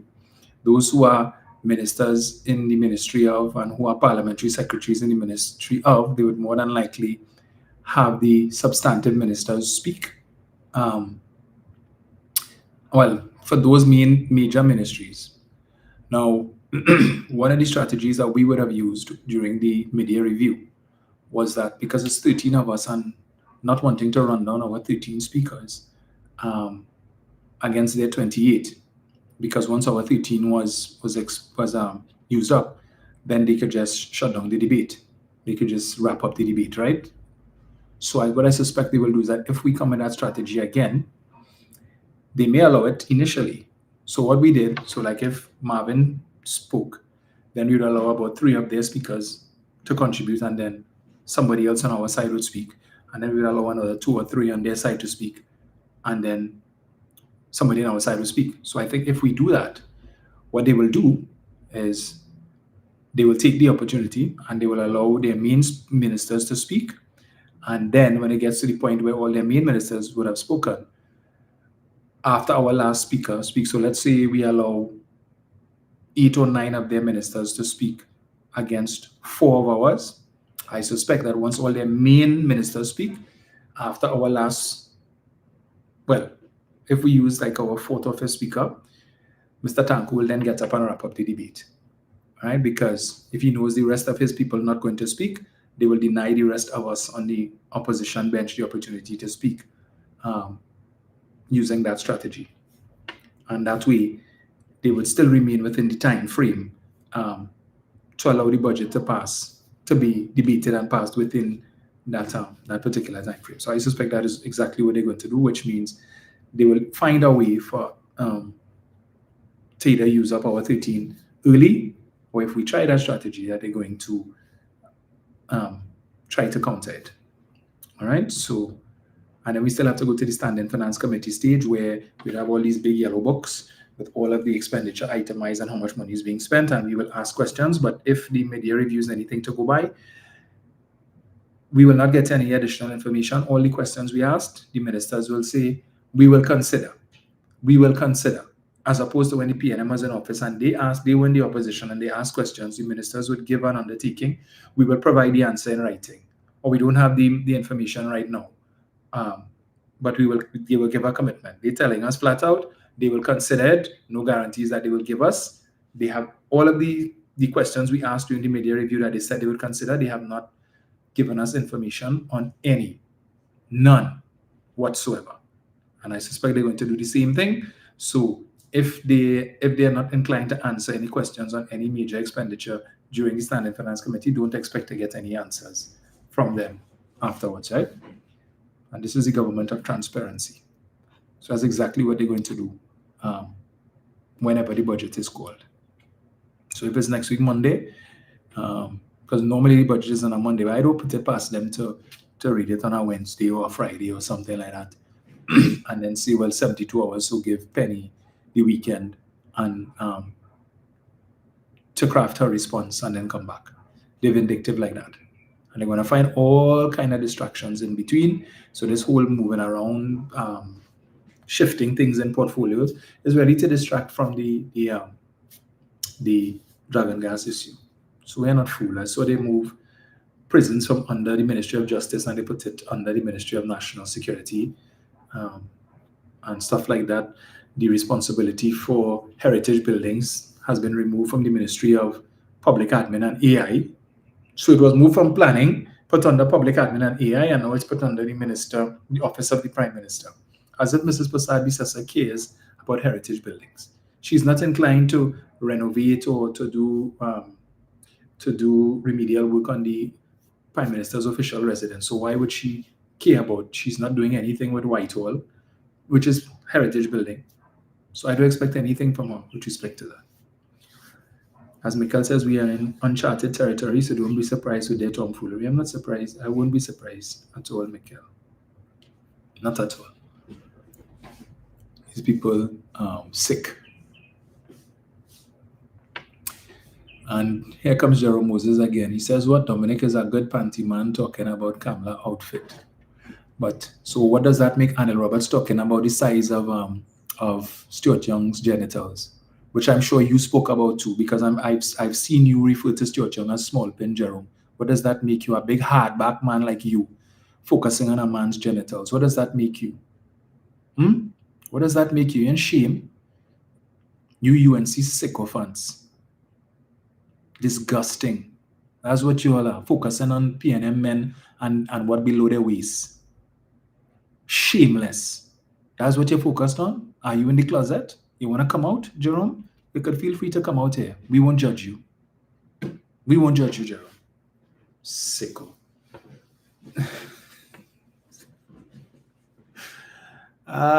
Lovely one says she doesn't want anyone to ask why Alexander going into prisons to see gangsters. That's a very good point. Why are you now putting prisons under Mr. Alexander when Mr. Alexander has questions to answer with respect to these claims that he would have visited the prison and to meet with gangsters? And now you're putting prisons under him so that the people in the prison who controlling all of the visitor books and so on, they answer to Mr. Alexander now? Really? If that had been done under the PNM, you would have heard these sycophants like Jerome Moses coming to talk that rubbish. But now you put prisons under Alexander, who has questions to answer about prisons and his visitation to the prisons. Boy. So yes, he's jealous. He's asking now if I get the water tank for the blind man yet. He voted for me. Well, you see, we have been trying, Jerome, but your caring, loving government, remember, is the government does that, right? Not us. All we could do as the MP is write to your government that cares about the people, the Ministry of Social Development, or if it's the Ministry of Community Development, under whoever self-help is under and so on. And when we write to them and they don't respond, and then we send a letter again and they still don't respond, all right? That's what happens, Jerome. So you're asking the wrong person. I have done my part. No, I have no problem if he hasn't gotten through yet buying the tank out of my own pocket. Okay? No problem. A tank ain't that expensive. And it's not going to break me to do that. Because aside from an MP, I also have another job where I do very well. Okay? So I don't have a problem. As I said, I do that all the time. Dip in my pocket and help people. Yeah. GH Masha says we reach where we're going with this government. Trinidad and Tobago in a mess in the country, and it's only been 5 months. GH. Did he sell a win stage? Give him one. He gave out plenty before the election. So true. So yeah, what that, Jerome? Talk to Vandana or Michelle Benjamin. Tell her the MP from Alabama Osika sent her a letter more than once, and I'm still waiting for a response on behalf of my constituents. The least you could do is acknowledge receipt of my letters. I'll start to send emails directly to them as well. I try to avoid that, but we could. When I had asked Padarat to in person in the members lounge to assist me with activating the lights in a playground in my constituency, he told me, you need to write to me. I said, send you an email. He said, no, you need to send me an official letter on your letterhead. So he not taking no email. Put me in my place, yes? Send him a letter. Oh, gosh. Oh, Lord, Jerry, you're brutal. Folks, it is 5:47. I've been on here for 3.5 hours. It's been nice talking to you guys. We will chat again soon. As I said, there were a number of other things I wanted to deal with today, but I had my issue with my plumbing. Actually, the pump, my water pump had to change. So, yeah. Jerome Moses says, Dominic Romain, worst MP. Jerome, is it that you came to my office for help and I didn't help you? It probably wouldn't have happened because I try to help as many people as I can. So I don't know what is your issue with me, You want to call me worst MP? I didn't fire nobody, papi. In fact, I have helped people that your government fire. I have helped some of them get jobs. So if that makes me a worst MP, okay. The last administration had a program, laptop program that you sycophants don't know about, because you all only know about giving laptops to Form 1 students. But the last administration had a program where if you qualified based on a means test, regardless of what form you're in, you could have gotten a laptop. So all the Form 5 students now who do an SBAs and who don't have access to that program anymore, a couple of my constituents would have come to me and I would have been able to help them out. What I purchased on my own and as well as assistance from some of my constituents who have the means to assist, and I just need to reach out to them, and some of them listen and they will call me afterwards and say, hey, I want to help. I'll buy this. I'll do that. So if that makes me the worst MP, I'll take that that label any day. So to all the people who have given hampers to, dipped into my own pocket and purchased grocery vouchers, ranging between $300 and $500, with my own money. Yeah, if that makes me the worst MP, and I take that label. So, and I am the worst MP. Okay, but when people come to me, I will tell them, well, wait on the budget thing.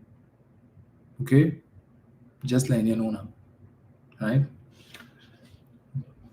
I wasn't part of the government that fired over 40,000 people. I didn't sit down in cabinet and vote yes for that. So if you don't consider them to be the worst MPs, some of the people they represent, they voted to fire their own constituents, put their own constituents on the breadline, but you don't consider that to be worst MPs. But one thing you could never see, while your sycophant ways, is that a cabinet of the PNM ever sat down and said, let's fire 50,000 people. They promised they would create 50,000 jobs. How many jobs have they created in the last 5 months? Jerome, we will create 50,000 jobs. They take away 50,000. How many? We know how many they take away, Jerome. How many have they created? Please tell us, Jerome. So even if they come now and create 50, the net effect is 0. You took away 50 and you create 50, you created nothing.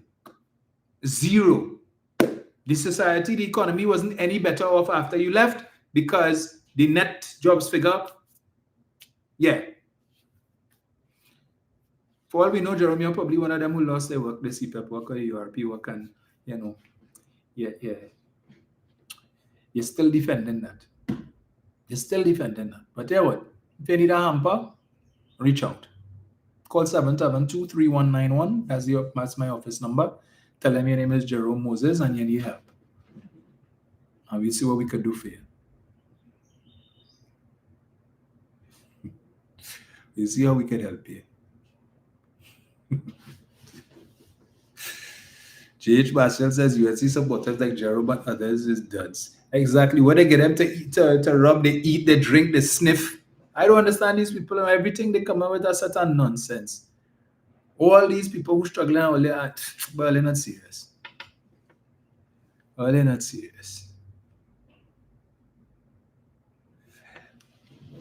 So the issue 29 Super C is not filing those questions. Is not filing questions under the right standing order. So the questions are being filed. It is for the speaker. Once the questions go to the speaker, he will then review it, and if he believes it's an important question, a question of national importance, he will approve. If not, he will just leave it. He will just say no. He's not approving it. So, yeah. Because we have a committee that is led by MP Imbert that will review all of our questions before it is sent to the speaker. And so he has experience and the team has experience with respect to the filing of questions. But we are always amazed. We will file 11, 12 questions and then we are told only 2 were approved. And we challenge the speaker on it, and then he gave us this long talk where he started give us a set of quotes in Latin and stuff. I had to reach across to ask Kareem to translate that for me. Say, like the speaker, forget not everybody here lawyers. What he's saying there, I don't understand. So he suggested that we should convene the Standing Orders Committee of the Parliament and review some of these standing orders with respect to questions and follow-up questions and yeah. So we'll see how that goes. Juju says this is UNC time now. That's right.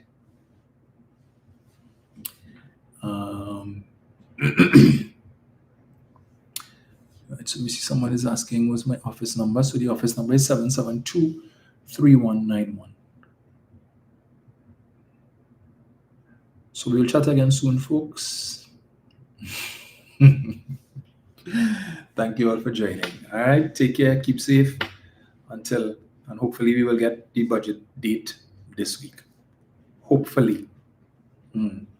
But when UNC wins, only UNC supporters win. The rest of the country loses. Let me just remind you all again as I go. Where is it? You have to play this again for good measure. Some more, yeah, no, you don't listen.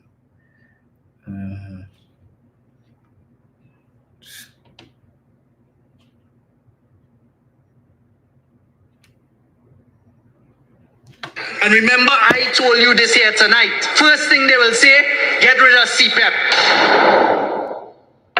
Get rid of UR.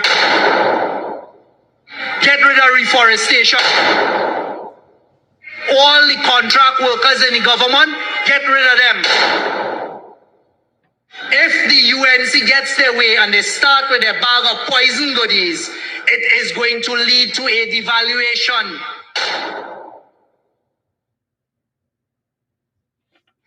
If UNC wins, you lose. If UNC wins, you lose. Have a good one.